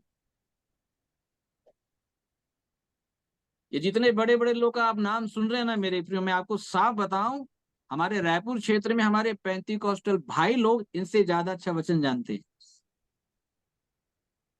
ये मैं आपको साफ बता दे रहा हूं, इनको वचन की कुछ समझ नहीं है, ये मैं आपको साफ बता दे रहा हूं, उनके वक्तव्य से साबित होता है, बिल्कुल नहीं, याद रखिएगा। इसलिए हीलिंग के चक्कर में मत आइएगा। मैंने पंजाब बोल दिया, अब आप समझ लें। पंजाब जो है आज के डेट में इंडिया का सेंटर पॉइंट है उस काम को फैलाने के लिए, मैं आपको बता देता हूँ। और आकर्षित किया जा रहा है लोगों को, क्या किया जा रहा है? आकर्षित किया जा रहा है। आकर्षित किया जा रहा है, वो सभाएं हो रही हैं और बड़ी बड़े बड़ी, रूप में व्यापार चल रहा है। क्या चल रहा है? बड़े रूप में बड़े व्यापार रूप चल में रहा है। व्यापार, मैं नाम नहीं लूंगा, आप लोग समझदार हैं, आप लोग देखिए उनके कार्यक्रम में जाके बॉलीवुड स्टार आकर के वो अपने देवी देवताओं का नारा लगा रहे हैं, सब लगा रहे हैं, उनके साथ गा रहे हैं, उठ रहे हैं। क्या है भाई, क्या कर रहे हो? इनसे अच्छे यहाँ के पेंतीकोस्टल लोग हैं जो इन बातों को जान रहे हैं, समझ रहे हैं, भले पूरा नहीं जान रहे हैं बेचारे, लेकिन इनसे तो बेटर हैं, बहुत आगे हैं। लेकिन आप क्यों देख रहे हैं इनको? अच्छा मैं आपको बताऊं, जो काम वो कर रहे हैं, अगर मान लेते हैं अगर यहाँ का कोई साधारण आदमी कर देगा ना, तो आप लोगों की देखो बहुत बुरा आदमी है, ऐसा करता है क्या विश्वासी? लेकिन उनके लिए नहीं बोल पा रहे हैं। क्यों नहीं बोल पा रहे हैं मालूम है आपको? नाम बोलता है। बोलिए क्या बोलता है? नाम। नाम। टेलीविजन में नाम बोलता है, फ्रेम बोलता है, भीड़ बोलती है, लाखों की जो वहां इकट्ठा हो जाती है। आप उसी के तो मुरीद हैं, और किसके मुरीद हैं? मेरे प्रियो, भौतिकवाद के आधार पे कपड़ा लेने उसी दुकान में जाए जहां ज्यादा भीड़ है। भौतिकवाद के आधार पे नाश्ता करने उसी ठेले में जाए जहां ज्यादा भीड़ है। भौतिकवाद के आधार पे चाय पीने उसी ठेले में जाए जहां पे ज्यादा भीड़ है। लेकिन आत्मिकवाद के आधार पे भीड़ देख के नहीं जाना। बात आ गई समझ में? मैंने बोला ना, शरीर की भाषा, आत्मा की भाषा, दोनों में अलग अंतर है। जब प्रभु यीशु मसीह ने उद्धार का वास्तविक संदेश सुनाया, तो जो चिन्ह चमत्कार देख करके जो लोग आए थे, 5,000 लोगों ने खाना खाया, वो अगले दिन छोड़ करके निकल पड़े। कोई भीड़ नहीं थी वहां प्रभु यीशु मसीह के साथ। सुन लें बड़े ध्यान के साथ, जब प्रभु यीशु मसीह ने अपने देह की बात करी कि जो मेरा मांस खाता है, जो मेरा लहू पीता है, उनमें वो जीवन होगा, लिखा है भीड़ छोड़ के चल पड़ी जब प्रभु यीशु मसीह ने अपने मांस और लहू की चर्चा कर दी। बता रही समझिए मेरे प्रियो? और उस भीड़ में जो 70 नए चले थे, वो भी चल पड़े। प्रभु यीशु मसीह को आश्चर्य नहीं हुआ कहीं भी। प्रभु यीशु मसीह ने उनको रोका नहीं एक बार भी, अरे कहां जा रहे हो, आ जाओ मेरे पास, अरे कहां जा रहे हो, नहीं जाने दो। हम भी नहीं रोकते, जाने दो, क्योंकि हम उनके मन को जानते हैं, वो क्यों आए हैं। खाना खाने आए थे वो। बात आ रही समझ में? और तब प्रभु यीशु मसीह ने उन 12 चेलों से पूछा, बोले तुम लोग को भी जाना है क्या? तुम लोग को भी जाना है क्या? देखो हमारे एक्चुअल जो पास्टर साहब हैं वो कैसे हैं, उनको भीड़ से लेना देना नहीं है, वो सबको आउट कर देते, जाओ, फर्क नहीं पड़ता मेरे को। आप बताओ, हजारों की भीड़ चली गई। और आज के डेट में अगर किसी प्रोफेट को, जो लोग नाम के प्रोफेट कहलाते हैं, अगर पूरे हजारों की भीड़ छोड़ के चले जाए एक बार, ये हाथ पैर जोड़ते नजर आएंगे आपको। बात आ रही समझ में? हाथ पैर जोड़ते नजर आएंगे। बॉलीवुड स्टार लोगों के अगर कोई फॉलोअर्स अगर घट जाते हैं, तो क्यों घट गए वो आकलन करते हैं, तो पता चलता है कि भी आपने गलत वाला, आपने वो शराब वाला और सिगरेट वाला और अपने गुटखा वाला आपने ऐड कर दिया, इसलिए आपके फॉलोअर्स नाराज हो गए हैं। तो हाथ जोड़ लेते, ठीक है भाई मैं आज से नहीं करूंगा, ये बॉलीवुड के स्टार हैं अक्षय कुमार जी, उनकी टेस्टिमनी, उन्होंने माफी मांगा, फॉलोअर्स फिर बढ़ गए। लेकिन प्रभु यीशु मसीह को ऐसे लोग नहीं चाहिए, इसको याद रखिएगा। वो भीड़ से हाथ पांव थोड़ी ना जोड़ेगा, क्या लग रहा है आपको? बिल्कुल नहीं जोड़ेगा। बोले तुम हो या ना हो, पिता की महिमा तो है स्वर्ग में। बात आ रही समझ में? पिता की महिमा तो थी, है और रहेगी। तुम कहीं भी चले जाओ छोड़ करके, सब तो नाश करने वाला है पिताजी। भीड़ की क्या महिमा है, लोगों की क्या महिमा है? कुछ भी नहीं है, उसने साफ बोल दिया। और चेलों से पूछा तुमको जाना है क्या? अगर तुमको जाना है तुम भी जा सकते हो। लेकिन पतरस ने क्या कहा था, वही उत्तर आपका भी होना चाहिए। हम किसके पास जाएं प्रभु? अनंत जीवन की बातें बस केवल तेरे पास है। कौन सी बातें? अनंत जीवन की बातें। आप लोग को अनंत जीवन की अनंत जीवन की परिभाषा मालूम है? अच्छा, हम में से कितने लोगों ने अनंत जीवन पाया कि नहीं पाया? भाई कुछ अपने पास होना चाहिए ना, कुछ विश्वास, या बोले ना निश्चयता, निश्चय या कॉन्फिडेंस। पाया कि नहीं पाया हमने अनंत जीवन? मांग रहे हैं भैया। अभी तक मांग ही रहे हैं अपन। कब मिलेगा अनंत जीवन अपन को? जब इधर आज्ञाओं को कोई भी व्यक्ति मानेंगे। नहीं बैठा जो अनंत जीवन पा लिया। बेला सिस्टर, यूहन्ना 17 अनंत का 3। जीवन कहाँ है? हाँ जी बोलिए, क्या बोले? यूहन्ना 17 उसका 3 पद। हम्म। और अनंत जीवन यह है कि वे तुझ एकमात्र सच्चे परमेश्वर को और यीशु मसीह को जिसे तूने भेजा है जाने। बिल्कुल ठीक है, जाने बोल रहा है, लेकिन पाया किसने? हमारा ये प्रश्न। मोबाइल को जानना अलग है, मोबाइल को पा लेना अलग है।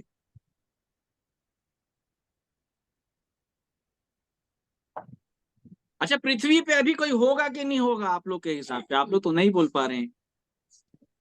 पृथ्वी पे कोई होगा कि नहीं होगा पूरे विश्व भर के कोने में जिसने अनंत जीवन पाया हो वर्तमान में? सुनीता सिस्टर, एकाध होगा कि नहीं होगा? आप तो नहीं बोल रहे अपने बारे में, लेकिन दूसरे का बताइए कम से कम।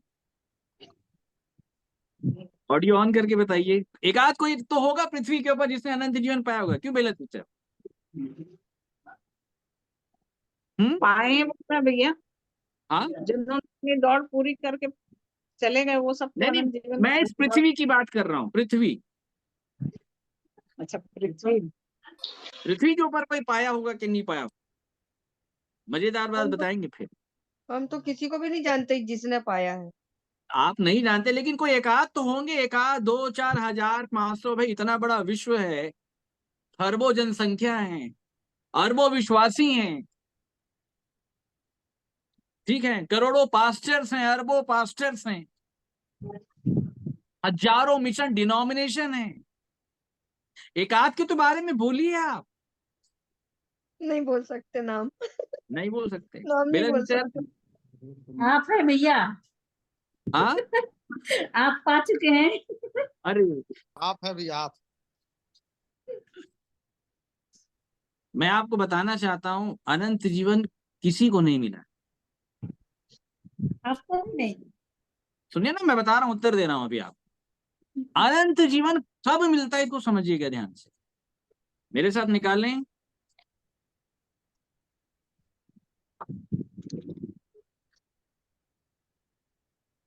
जो परमेश्वर का जो वचन है वो क्या बोलता है, इन बातों को हमको ध्यान के साथ सुनना और समझना है।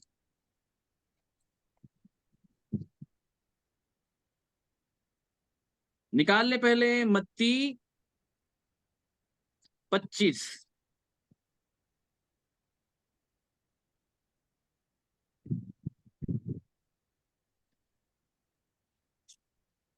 ठीक है, मत्ती 25 उसका 44 से पढ़िएगा। तब वे उत्तर देंगे, हे प्रभु हमने तुझे कब भूखा या प्यासा या परदेशी या नंगा या बीमार या बंदीगृह में देखा और हम्म। तेरी सेवा पहल ना की। तब वह उन्हें उत्तर देगा, मैं तुमसे सच कहता हूँ कि तुमने जो इन छोटे से छोटों में से किसी एक के साथ नहीं किया, वह मेरे साथ भी नहीं किया। और वे अनंत दंड भोगेंगे, परंतु धर्मी अनंत जीवन में प्रवेश करेंगे। अब बताइए कब?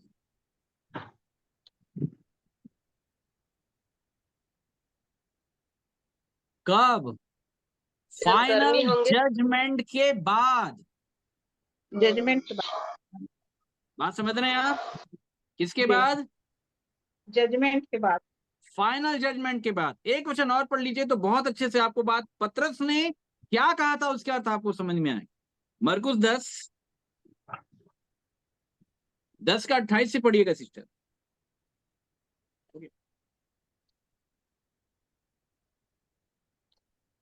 पतरस उससे कहने लगा, देख हम तो सब कुछ छोड़कर तेरे पीछे हो लिए हैं। यीशु ने कहा, मैं तुमसे सच कहता हूँ कि ऐसा कोई नहीं जिसने मेरे और सुसमाचार के लिए घर या भाइयों या बहनों या माता या पिता या बाल बच्चों या खेतों को छोड़ दिया हो और अब इस समय 100 गुना ना पाए, घरों और भाइयों और बहनों और माताओं और बाल बच्चों और खेतों को, पर सता के साथ और परलोक में अनंत जीवन। बस बोलिए कौन से लोक में है अनंत जीवन? परलोक में। इस लोक में नहीं है भाई साहब। बात आ गई समझ में? इस लोक में क्या है मालूम है? सताऊ रहेगा भैया। इस लोक में पृथ्वी के ऊपर बस केवल जीवन है। जो मुझ पे विश्वास करेगा वो मृत्यु से पार होकर जीवन में प्रवेश कर चुका है, करेगा नहीं बोल रहा है। और जिसके पास जीवन होगा, बड़े ध्यान के साथ सुनिएगा, एक्चुअली अनंत जीवन क्या है? जिनके पास जीवन होगा वो जब अनंत में प्रवेश करेंगे तो वो जीवन अनंत जीवन में कन्वर्ट हो जाएगा। बात समझ में आ रही है आपको? समझ रहे हैं?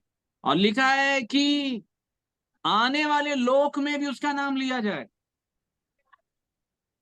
मसीह का नाम आने वाले लोग ठीक है ना? सारे वस्तुओं पे शिरोमणि ठहरा करके दे दिया, उसके नाम को दे दिया, लिखा है और उसका नाम आने वाले लोक में। इस लोक में तो खैर ले रहे हैं, आने वाले लोक में तो वो ये वाला लोक नहीं है, परलोक है। बोलिए क्या है? परलोक। तो जीवन कहाँ है? अनंत जीवन कहाँ है? परलोक में। परलोक में। आई बात में समझ में? परलोक अर्थात जहां पे परमेश्वर रहता है, जो उसका स्थान है। अब इस बात को समझिए, जब पतरस ने ये कहा कि हम किसके पास जाएं प्रभु, अनंत जीवन की बातें तेरे पास है, तो प्रभु यीशु मसीह के पास कौन सी बातें थी? जीवन की बातें, परलोक की बातें थी। परलोक की बातें, अनंत। आई बात समझ में? कौन सी बातें थी? परलोक की। परलोक की बातें। इसलिए प्रभु यीशु मसीह ने कहा, यूहन्ना ने भी कहा इन बातों को, कोई स्वर्ग पे नहीं चढ़ा, केवल मनुष्य का पुत्र। बात आई समझ में? जो कुछ मैंने वहां देखा सुना है, मैं वो बताने आया हूं। और जो वो स्वर्ग की बात बता रहा था उसी को अनंत जीवन कहा गया मेरे प्रिय। और आपके लिए और हमारे लिए, मेरे लिए तो नहीं हो सकता, आपके लिए और बहुत लोग के लिए अनंत जीवन क्या है? विश्वास कर लिए, बपतिस्मा ले लिए, अनंत जीवन मिल गया। कुछ नहीं, आपको बेवकूफ बनाया जा रहा है, इसको समझ लो आप। और आप बन रहे हो।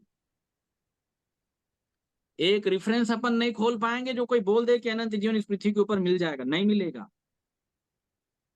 अनंत जीवन परलोक में है। बोलिए कहाँ है? परलोक में। परलोक में है। इस लोक में जीवन है। बोलिए क्या है? इस लोक में जीवन। इस लोक में जीवन है, याद रखिए।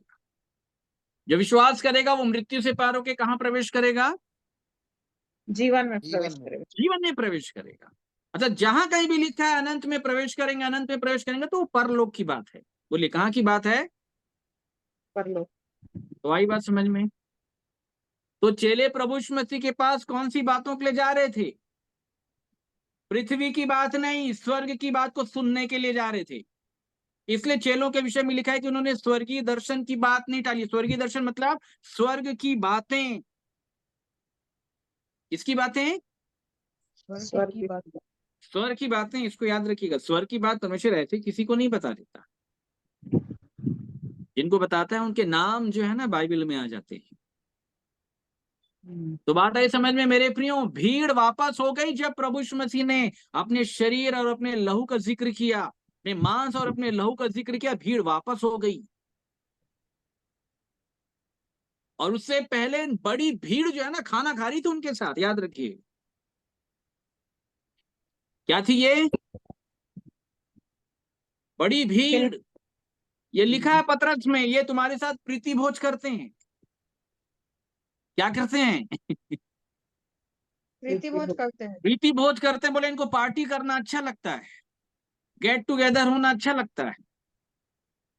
बोले गेट टुगेदर होना है, प्रीति भोज करना है, तो क्या करे? तो बोले भाई कुछ बड़ा कारण निकालना पड़ेगा, तो चलो गेट टुगेदर होने का एक आध कारण मीटिंग निकाल लेते हैं। ऐसा भी होता है बहुत जगह, तो लोग ऐसा भी करते हैं। ये बड़ी भीड़ थी और प्रभु यीशु मसीह भीड़ के भरोसे कभी अपने आप को नहीं छोड़ा, इसको याद रखिएगा। उसको मालूम है कि ये लोग रोटी मछली खाए हैं ना, इसलिए आए मेरे पास। इसलिए अगले दिन जब आए ना तो वेलकम नहीं किया। क्या बोला? बोला नाशवान भोजन के लिए इतना परिश्रम करने की जरूरत नहीं है रे भैया।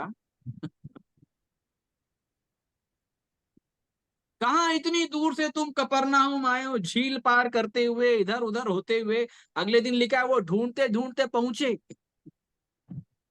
बोले इतनी मेहनत नहीं करनी है। कौन से भोजन के लिए? नाशवान भोजन के लिए। आज नाशवान भोजन के लोग बड़ी मेहनत करते हैं। करते हैं कि नहीं करते? करते हैं भैया, करते हैं कि खाते हैं नहीं मगर करते? हाँ, देना पहुंच पड़ता जाते है। हैं भैया, पहुंच जाते हैं। बोले जहां प्रॉफिट होंगे हम चले जाएंगे। अच्छा, कुछ जगह तो ऐसे भी लोग हैं भैया 3 दिन में भविष्यता बना देते हैं, इनसे भी सावधान रहना। कोई 3 दिन में भविष्यता बनता ही नहीं है, आपको मैं बता दे रहा हूँ, बनता ही नहीं है। ऐसी जगह कभी नहीं जाना बोले कि 10 दिन में भविष्यता बना करके भेज देंगे।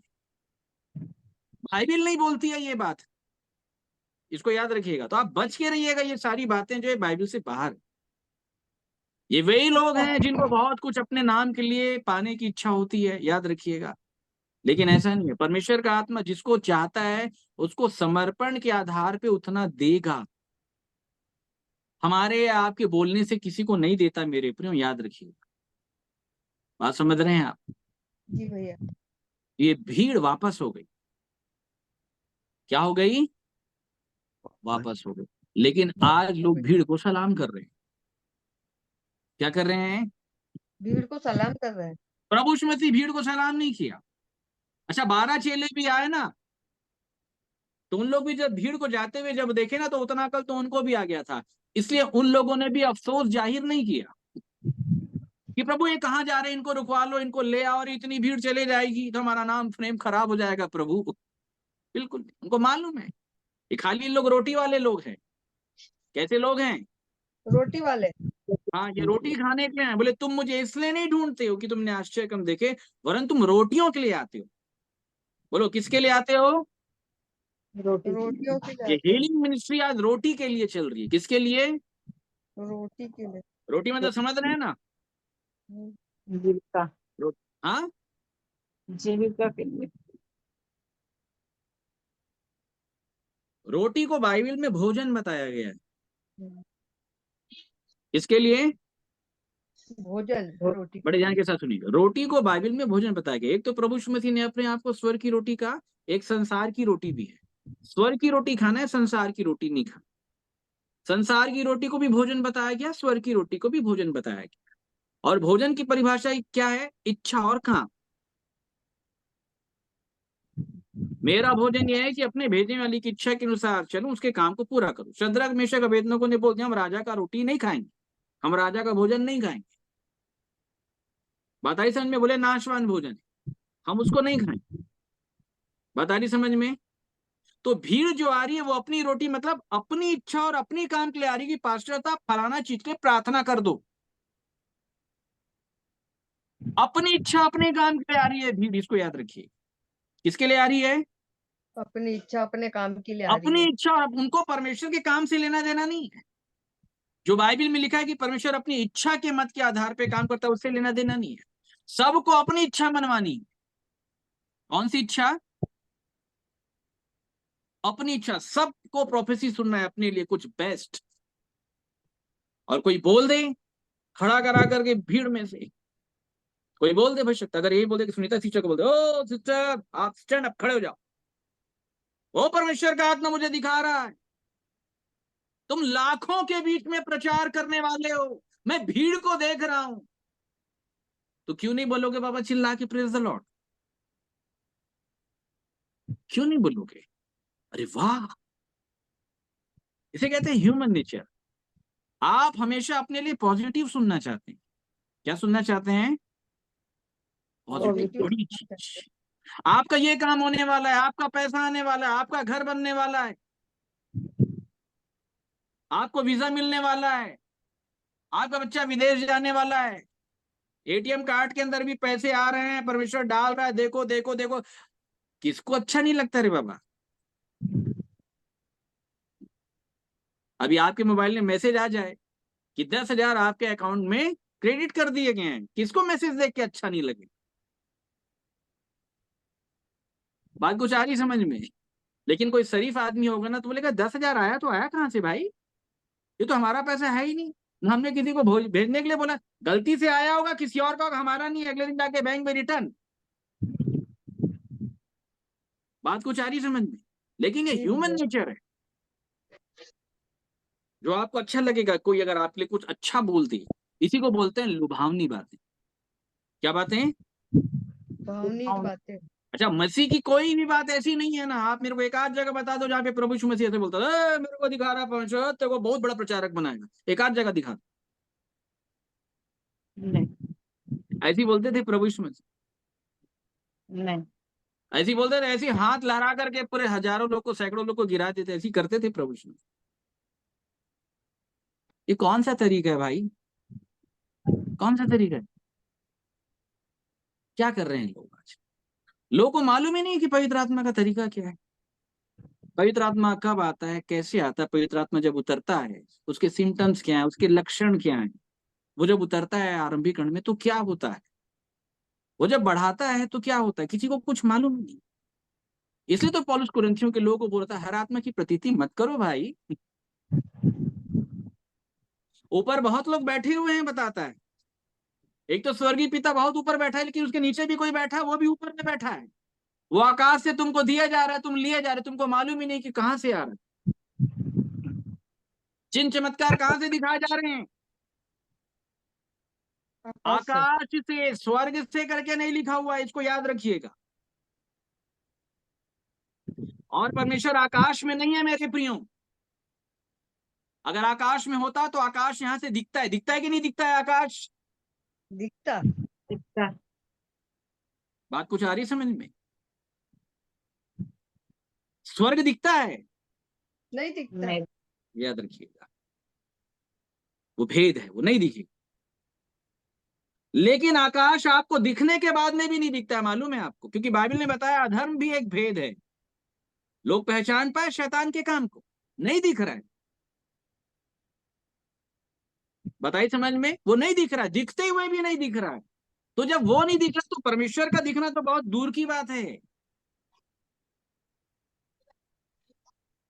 वो आकाश से बैठ करके नाना प्रकार के बड़े बड़े चिन्ह चमत्कार सब दिखाएगा, अंत के दिनों में लिखा है। अरे अभी तो बहुत मुर्दे भी जिलाए जाएंगे, ये भी आपको बता दे रहे हैं, इसको याद रखिएगा। केवल हीलिंग से परमेश्वर को नहीं देखना, कभी नहीं देखना, ये मैं आपको बता दे रहा हूं। अगर आप देख रहे होंगे तो मैं ये समझता हूं अकॉर्डिंग टू बाइबल आप बहुत बड़े अविश्वासी हैं। फिर आपने जाना नहीं प्रभु यीशु मसीह को अब तक। आपने बस केवल ऊपरी रूप से, जैसे लिखा ना कि वो यीशु की चर्चा सुने, यीशु की चर्चा सुने, यीशु की चर्चा सुने, आपने केवल यीशु जाना जो पैदा हुआ था। वो मसीह आपसे छिपा हुआ है और वो प्रभु आपसे आज भी छिपा हुआ है। इन बातों को बड़े ध्यान के साथ समझ जाइए मेरे प्रिय। और इसलिए लिखा है कि अंत के दिनों में आकाश से भयंकर भयंकर जो चिन्ह होंगे वो प्रकट होंगे। और लिखा है कि इतने भयंकर चिन्ह होंगे कि वो चुने हुओं को भी भरमा देगा, कि लोग उसके जाल में फंस जाएंगे। फंस जाएंगे बहुत सारे लोग, विश्वासी, अच्छे विश्वासी जो लोग नया जन्म पाए हुए हैं, वो लोग चले जाएंगे, भीड़ को देख करके दंडवत करने के लिए चले जाएंगे। नहीं मेरे प्रिय। आप क्या समझते हैं कि किसी के बारे में बता देना बड़ी बात है? बिल्कुल कोई बड़ी बात नहीं है। प्रेरितों के काम 16 पढ़िए, वहां पे दूसरों के बारे में बताने वाली आत्मा का जिक्र है। पौलुस बताता है कि जब हम प्रार्थना करने के लिए जा रहे थे तो हमें एक दासी मिली जिसमें एक भावी कहने वाली आत्मा थी, जो आपके बारे में सब बता देगी कि आप कौन हो, क्या करते थे और आगे भी क्या करोगे, क्या सोच रहे हो, सब बता देगी। और भावी बोलने के कारण वो अपने स्वामियों के लिए बहुत कुछ कमा लाती थी। इसलिए आज जो लोग भावी बोल रहे हैं उनके पास बड़े पैसे भी हैं, क्योंकि लोग बड़ा चढ़ावा लेकर के आते हैं ना उनके पास। बात आ रही समझ में? याद रखिएगा। लेकिन प्रभु यीशु मसीह जब किसी को शुद्ध करता है तो वो चढ़ावा चढ़ाने के लिए बोलता है याजक के पास जा। दोनों में बहुत अंतर है। बात आई समझ में? वो आत्मिक चढ़ावा चढ़ाने के लिए कहता है और यहाँ पे भौतिकवाद का चढ़ावा चढ़ता है। और लिखा है, पौलुस भी कंफ्यूज था ना प्रेरितों के काम 16 में, क्योंकि वो भी अनुभव में आ रहा था ना नया में। लिखा है कि बहुत दिन तक वो आत्मा ऐसा करती रही। बात आ रही समझ में? और क्या बोलती थी वो आत्मा, आपको मालूम है? परम पवित्र परमेश्वर के दास हैं। हाँ, ये देख लो, बड़े आदर के साथ बात करती है वो आत्मा। पौलुस जैसे ही गया ना स्पीकर बन करके, उस आत्मा ने पहले स्वागत किया कि ये मनुष्य परम प्रधान परमेश्वर के क्या हैं, दास हैं, जो हमको उद्धार के मार्ग की कथा सुनाने आए। बात आई समझ में? तो पहले दिन जब पौलुस देखा और दूसरे दिन भी जब देखा तो उसको अच्छा लगा, ऐसा नहीं कि उसको बुरा लगा। बोले वाह, कितना सम्मान कर रही हो भाई। बात समझ? सम्मान कर रही है आत्मा। और लिखा है कि वो हर दिन ऐसा कर रही थी। और तब पौलुस ने जब उसको टकटकी लगा के देखा, तब जाना प्रभु ये तो दूसरी वाली आत्मा है। तब उसको घुड़का वहां से। बात आई समझ में? ये पौलुस भी अभी आरंभीकरण में था ना, प्रेरितों के काम 16 में, 9 में तो आया है वो। अभी कुछ ही वर्ष हुए हैं, पहचानने में टाइम लगता है। और तब उसके बाद उस आत्मा को उसने घुड़क दिया। तब लिखा है कि वो जाती रही। तो मेरे प्रियो, ये बता देना कोई बड़ी बात नहीं है, इसको याद रखिएगा। शैतान आपका पूरा बायोडाटा जानता है। क्या समझ रहे हैं आप? सब जानता है वो। अरे आकाश के ऊपर बैठा वो आपको देख रहा है भाई। क्या सोचते हैं कि आपका नाम नहीं मालूम है उसको? सब मालूम है उसको। क्या लिखा है यहेजकेल में? कोई भेद तुझसे छिपा नहीं होगा, लिखा है। केवल एक ही भेद छिपा है, वो है कलीसिया। मसीह का भेद छिपा हुआ है। कलीसिया का भेद छिपा हुआ है ना, याद रखिएगा। क्या छिपा हुआ है? कलीसिया का भेद। परंतु मसीह का आना भी उसको मालूम था, जो उस समय के शास्त्री फरीसियों को नहीं मालूम था। क्योंकि जब मसीह आया तो ये पहला भेद जो है ना, दुष्ट आत्माओं को पता चला। बड़े बड़े पास्टर को तो हवा नहीं लगा कि मसीह है। पहले कौन सी आत्मा बोलती थी? हे परमेश्वर के पुत्र, हे परमेश्वर के पवित्र जन। उसने बता दिया कि मसीह है। अरे प्रभु यीशु मसीह को चुप कराना पड़ता था। अरे चुप हो जाओ, चुप हो जाओ, ज्यादा नहीं बोलने, लोग जान लेंगे मेरे को। वो चुप कराता था, नहीं बोलना है किसी को। क्या हुआ बड़े बड़े याजक महायाजक का? जान पाए कि वो मसीह? सोच लो आप। वो इतनी सामर्थ रखता है भाई, कम समझते हो उसको? कम समझते हैं लोग उसको। लिखा है कोई भेद तुझसे छिपा नहीं होगा। तो दानियल से अधिक बुद्धिमान है, लिखा है। किससे अधिक?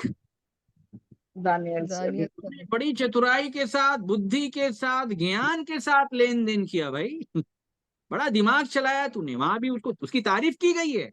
क्या तूने बुद्धि से लेन देन किया, लिखा हुआ है वहां। मतलब कितना चतुर है तू भाई, कितनी चतुराई के साथ तूने लेन देन कर लिया। और चतुराई के साथ लेन देन करके तूने बहुत बड़े बड़े बहुमूल्य पत्थर भी इकट्ठा कर लिए। सब लिखा है वहां पे। तेरे पास ये पत्थर है, ये पत्थर है, ये पत्थर। आप समझ रहे? सबको पत्थर पहनाता है अंगूठी के रूप में, पहन रहे हैं आज। पोखरा तो नील मणि, तो ये मणि, तो उसे कुछ होना जाना नहीं। बात आ रही समझ में मेरे प्रिय? वो कम नहीं समझना भाई, सब कुछ जानता है वो। हाँ, कलीसिया का भेद उसको नहीं मालूम। बोलिए किसका भेद?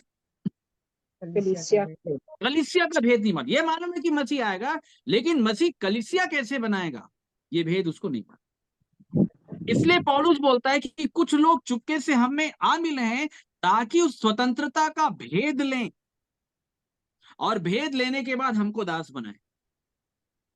तो उस भेद को लेने के लिए दुष्ट जो है वो कलीसिया में घुस आता है किसी मनुष्य के अंदर। बात आ रही समझ में? और फिर भेद लेने के बाद उसी भेद को घुमाता फिर आता है। कहने का मतलब इन बातों में दृष्टांत ये है कि कोई भी डुप्लीकेट चीज तब आती है जब ओरिजिनल चीज आती है। अगर ओरिजिनल चीज का ज्ञान नहीं हुआ तो उसका डुप्लीकेट वर्जन निकाला नहीं जा सकता। इसलिए वो भेद की ओरिजिनलिटी क्या है वो सुनने के लिए आता है, फिर उसका डुप्लीकेट वर्जन निकाल देता है। बात आ रही समझ में?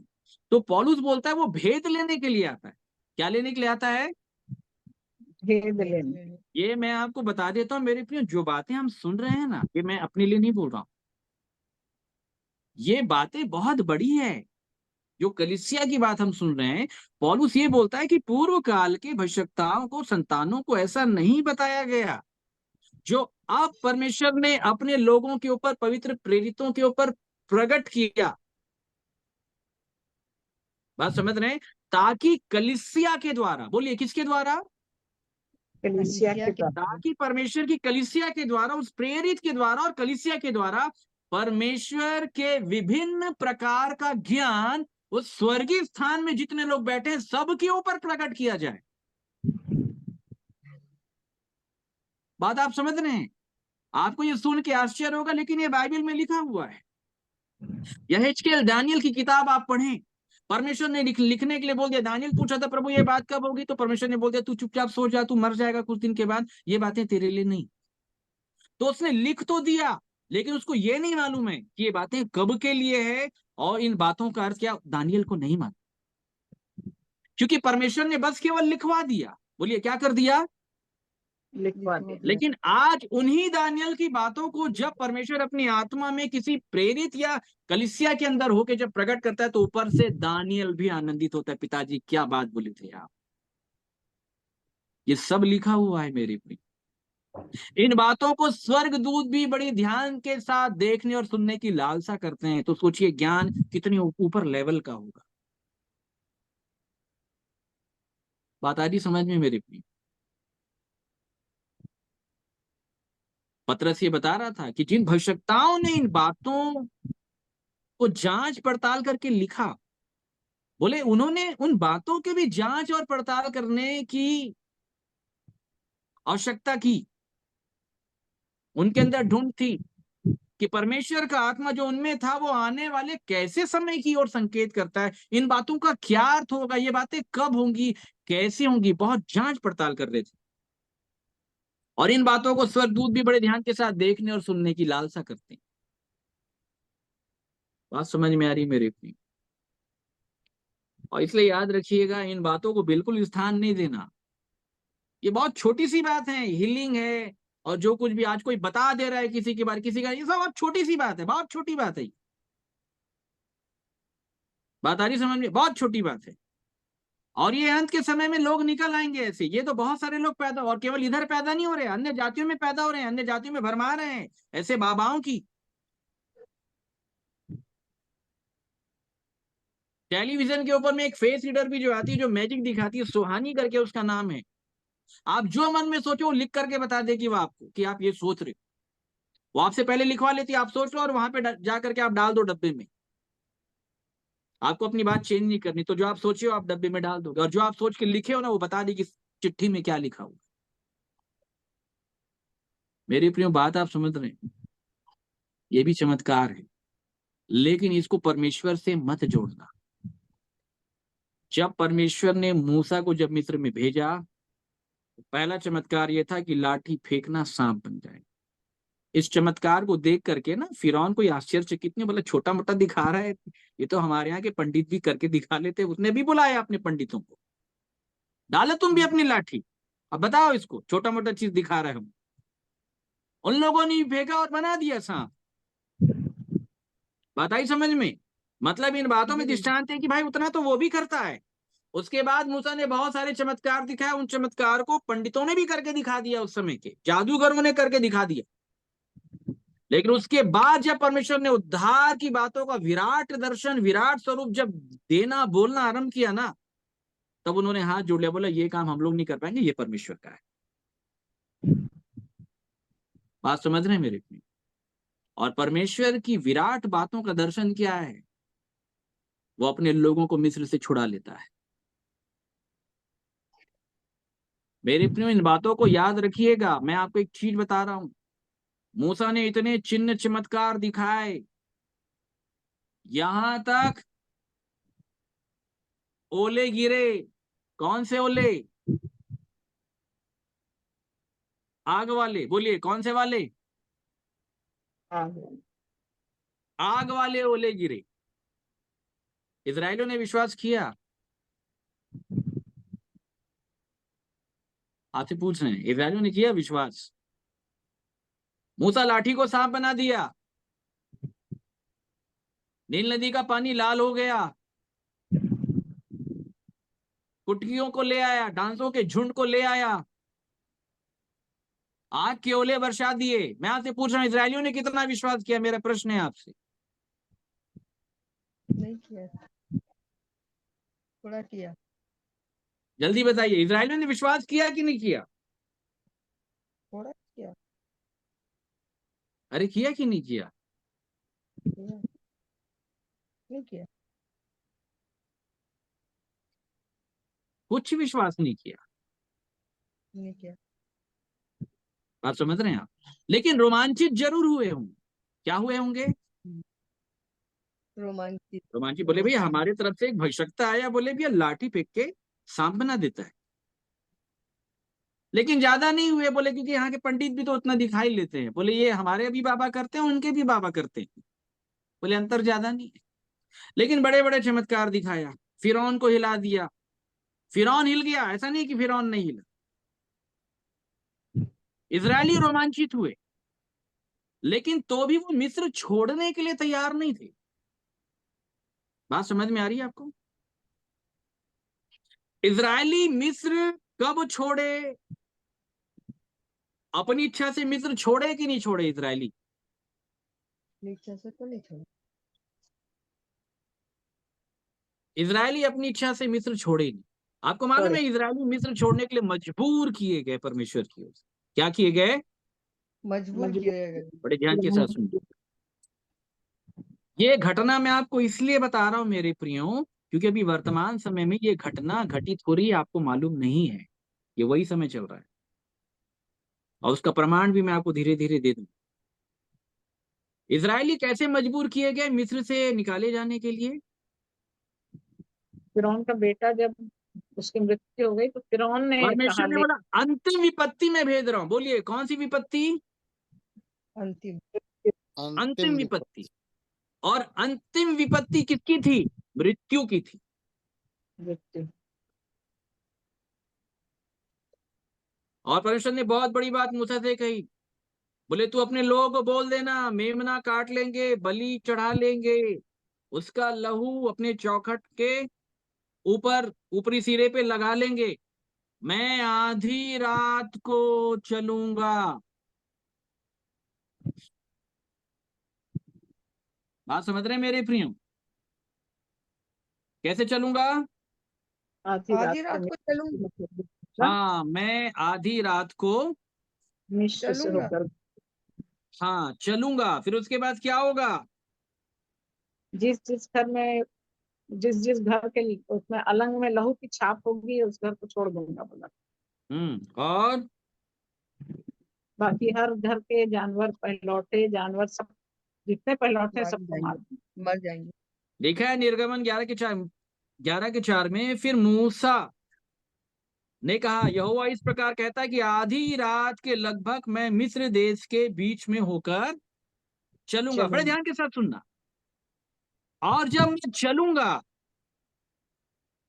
ठीक है, तो सबके पहलौठे को मैं मार दूंगा। मिस्र देश में बड़ा हाहाकार मचेगा, यहां तक कि उसके समान ना तो कभी हुआ ना तो कभी होगा।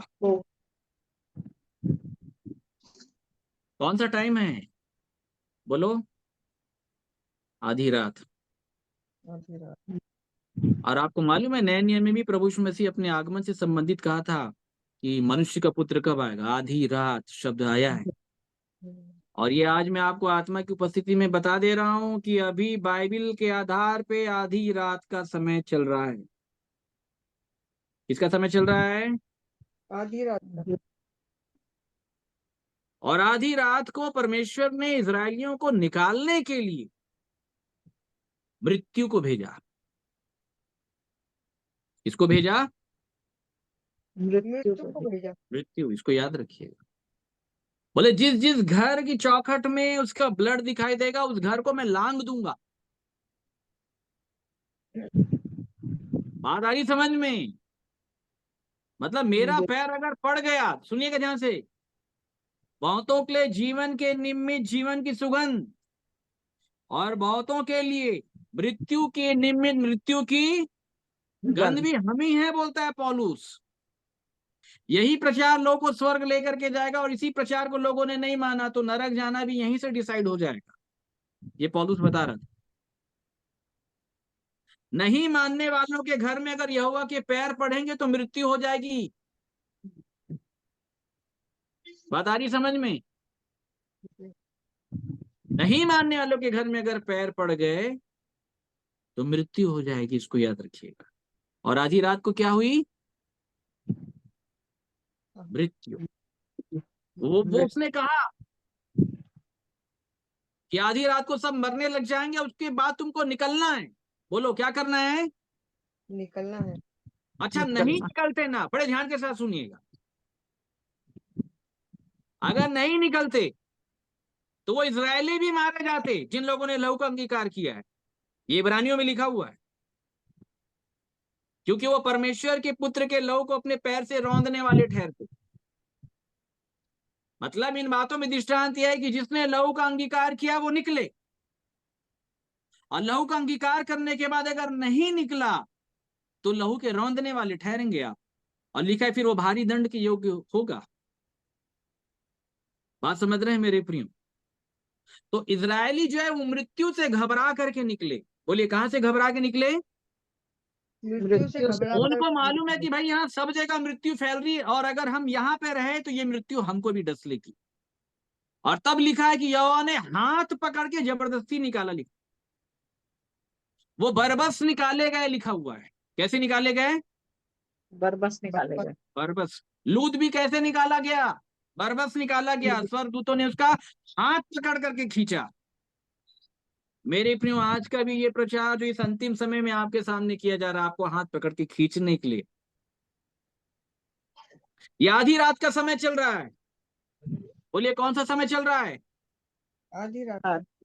और प्रभु यीशु मसीह ने बता दिया था कि मेरे आगमन के समय में जगह जगह महामारियां फैलेंगी। अच्छा इस महामारी में बहुत सारे विश्वासी निपट गए, बहुत सारे बड़े बड़े सेवक भी निपट गए।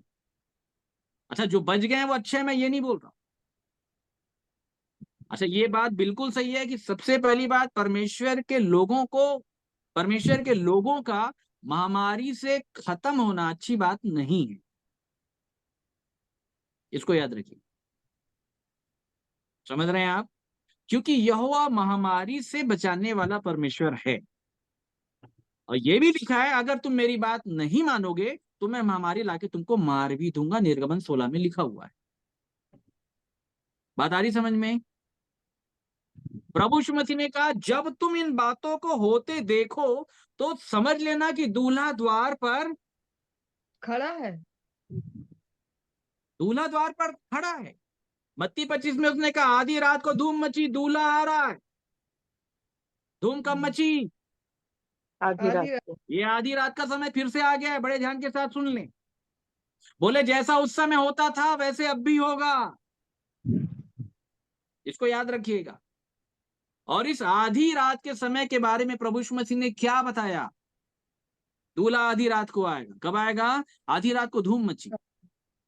बोले दूल्हा आ रहा है, मिलने के लिए तैयार हो जाओ। बोले 10 कुंवारियों को उठाने का काम चालू हुआ। अब जो उठ जाएंगे वो 5 बुद्धिमान कुंवारी ठहरेंगे। बात आ रही समझ में? ये 10 कुंवारियां सो रही है, ये पृथ्वी भर की समस्त कलीसियाएं हैं। इन बातों में दृष्टांत यह है कि जब प्रभु यीशु मसीह का आगमन होगा, पूरे विश्व के ऊपर में विश्वास सोया हुआ होगा।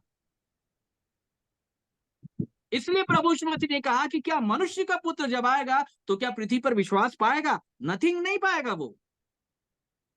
इसलिए अपने आगमन से पहले वह अपने आत्मा के द्वारा ही सोए लोग को उठाना चाहता है, क्योंकि अगर वो आ गया तो सोए हुए लोग जो है ना हमेशा के लिए वंचित हो जाएंगे। और इसलिए सोए हुए लोगों को उठाने के लिए उसने आधी रात के शब्द का उपयोग किया। दूल्हा आ रहा है आधी रात को, चलो, लिखा है आधी रात को धूम मची। बोलिए क्या मची? आधी रात को धूम मची। धूम। प्रभु यीशु मसीह ने कहा जब तुम इन बातों को होते देखो तो जान लेना कि दूल्हा द्वार पर खड़ा है, मतलब आ रहा है। और जब वो आएगा धूम मचेगी। तो धूम क्या है? बोले महामारियां आएंगी, जगह जगह अकाल पड़ेंगे, समुद्र के गरजने से, समुद्र के कोलाहल से लोगों के जी में जी नहीं रहेगा। सुनामी बढ़ गई है बहुत, भूकंप के तादाद भी बढ़ गए हैं। और आप इस आधी रात के युग के समय में विराजमान है मेरे प्रियो, जहां पे महामारी ने अपना पैर पसारा और सबको मार डाला। ये केवल इसलिए था ताकि सोए हुए लोग जाग जाएं और तैयारी करें। बात आ रही समझ में मेरे प्रियो? कोई नहीं बचेगा चिन्ह और चमत्कार से, इसको याद रखिएगा। अरे चिन्ह और चमत्कार के दम पे मूसा नहीं निकाल पाया लोगों को। और आज के लोग क्या चमत्कार दिखाएंगे? क्या चमत्कार दिखाएंगे? एक जन बोल रहा था पंजाब में बैठ करके, बोले कोरोना को तो हम यूं ही मार्च से पहले वापस कर देंगे। उसके बाद बोलती बंद हो गई उनकी। हमारे पास फोन आया भारत देश में विश्वासियों के बड़े समूह से कि ब्रदर रात को बैठना है और हमको प्रार्थना करना है होल नाइट। मैं क्या सब्जेक्ट है प्रार्थना के? बोले कोरोना के लिए। मतलब कोरोना के लिए क्या प्रार्थना करना है? कि इसे दूर करो। मैं नहीं करूंगा, माफ कीजिएगा, आप लोग कर लो। बोले ऐसा क्यों बोल रहे? अरे जिस महामारी को परमेश्वर ने भेजा है तुम रोक लोगे? तुम रोक लोगे? नहीं रोक पाओगे। अरे उसने कह दिया है कि महामारियां आएंगी तो आएंगी ना, तो आ गई ना। तुम रोकोगे महामारी को? लोग परमेश्वर के वचन के विरोध में जाके प्रार्थना कर रहे हैं और अपने आप को प्रार्थना योद्धा समझते हैं। कौन रोक लिया महामारी को? बताइए।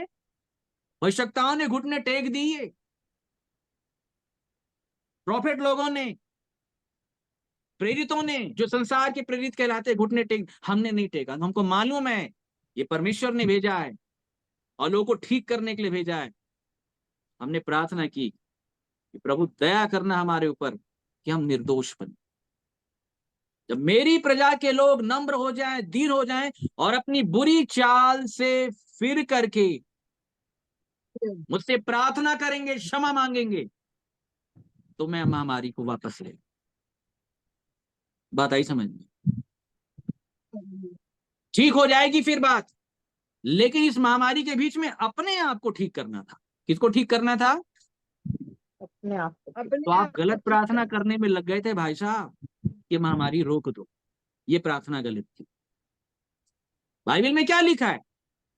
बाढ़ आएंगी, तूफान आएंगे, धारा घर पर लगेगी, और आप ये प्रार्थना करो कि धारा रोक दो। नहीं, आप ये प्रार्थना करो कि घर मजबूती से खड़ा रहे प्रभु।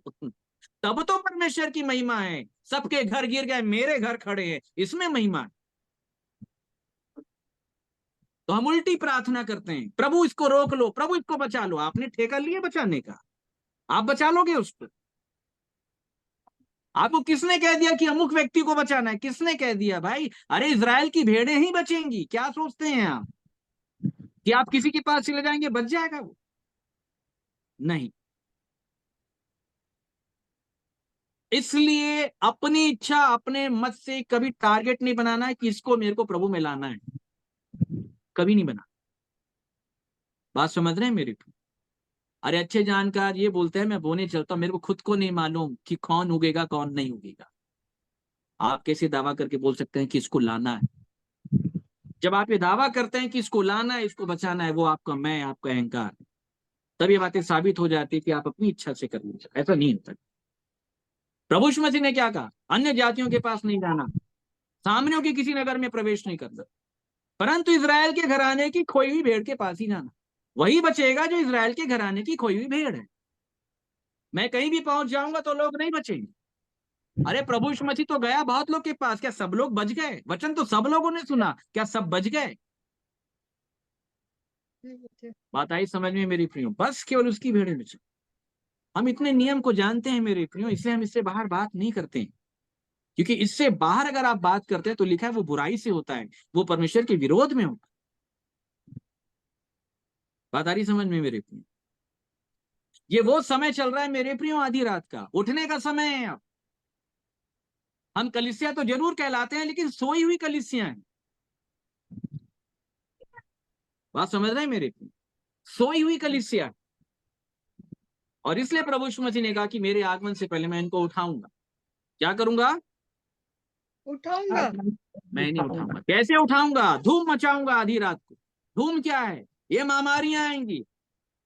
वो तो बता दिया परमेश्वर ने महामारी क्यों है। और हमको ये भी मालूम है बहुत लोग मरने वाले। हमको मालूम था बहुत लोग मरने वाले। पहला वेव जब आया 2020 में, मैं आपको बताता हूं, और 4-6 महीने के बाद जब वो कम होने लग गया, लोग निश्चिंत हो गए। उस समय ये बात फैल गई कि बोले कि जो होना है बूढ़ों को होना, जवानों को कुछ नहीं होना। तो जवान लोग फ्री होके बोले हमारा इम्यूनिटी पावर जो है वो काफी स्ट्रांग है, हमको कुछ नहीं होना है। और ये वेव धीरे धीरे कम होने लग गए। लोग निकलने लग गए घर से बाहर।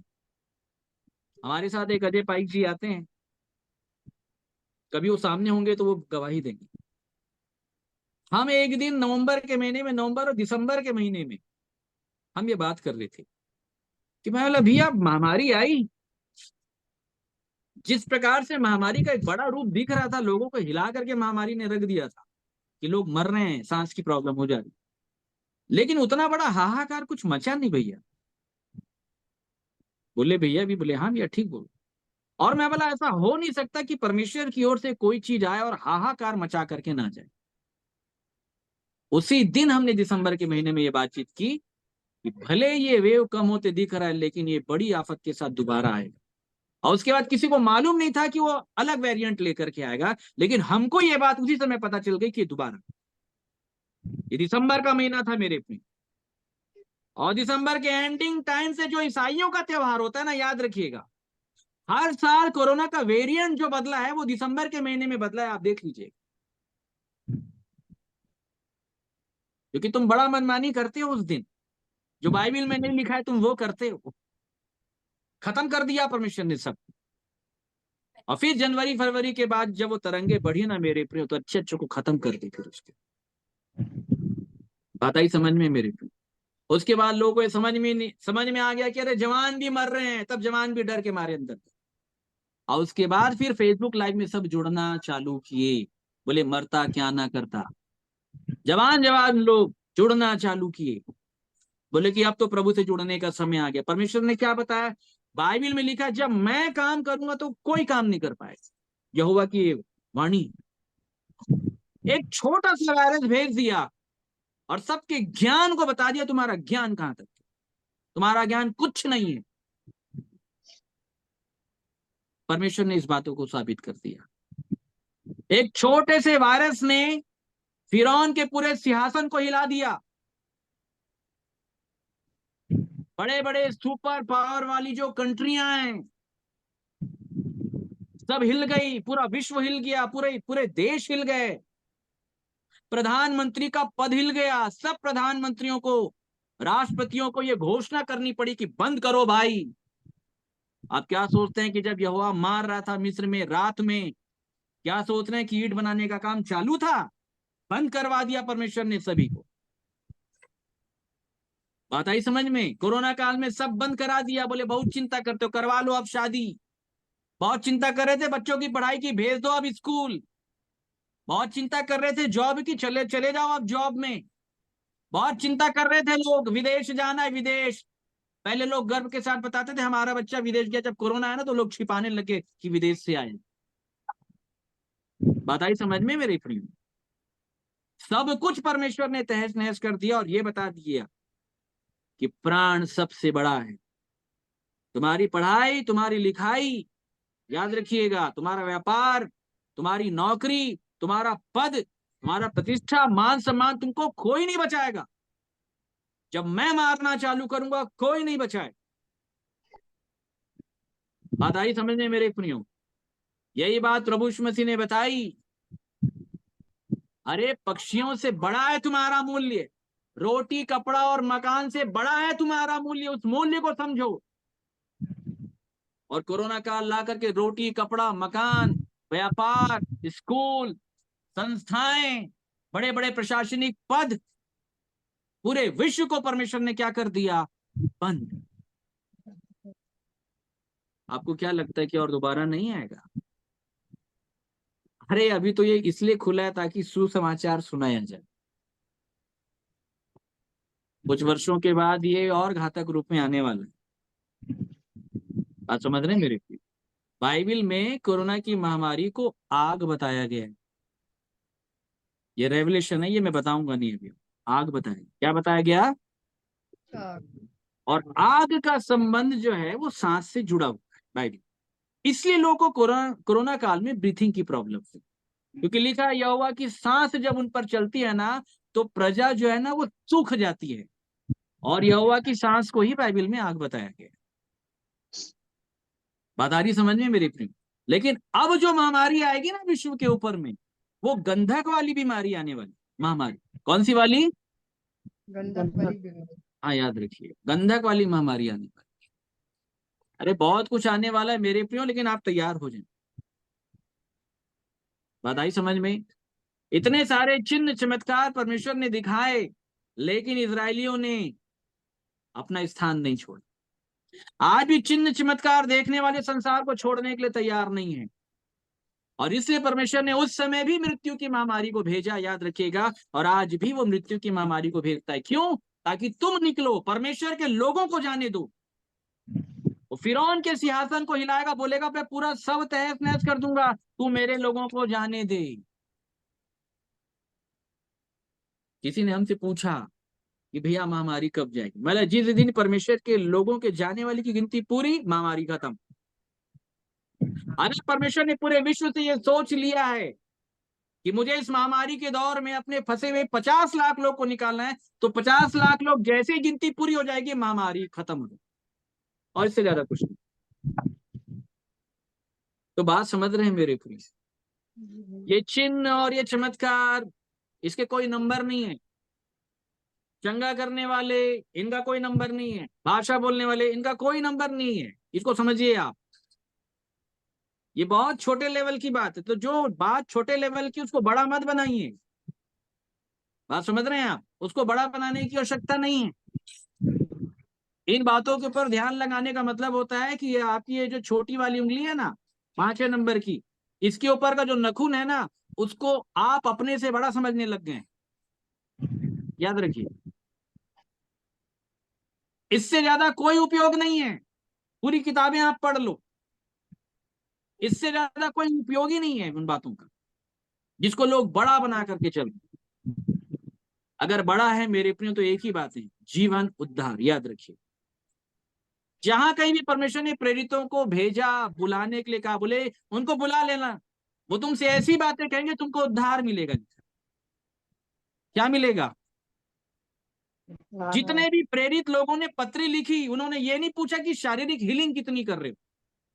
उन्होंने ये पूछा उद्धार में बढ़ रहे हो कि नहीं बढ़ रहे हो, शुद्धता में बढ़ रहे हो कि नहीं बढ़ रहे हो, वचन को मान रहे हो कि नहीं मान रहे हो, आज्ञाकारिता में आ रहे हो कि नहीं आ रहे हो, माफ करना सीखे कि नहीं सीखे, माफी मांगना सीखे कि नहीं सीखे, संतोष करना सीखे कि नहीं सीखे, दीन होना सीखे कि नहीं सीखे, छोटा बनना सीखे कि नहीं सीखे।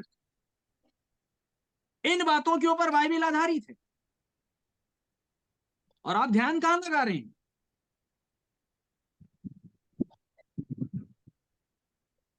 बात समझ रहे हैं मेरे प्रिय? बोलने के लिए बहुत सारी बातें हैं, सुबह के 5 बज जाएंगे तो भी खत्म नहीं होगा। बातें इतनी बड़ी है परमेश्वर।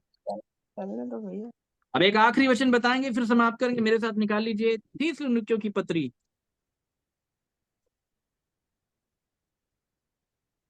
दूसरा थिस्सलुनीकियों, दूसरा अध्याय 9। अब उसको ध्यान के साथ सुनिए।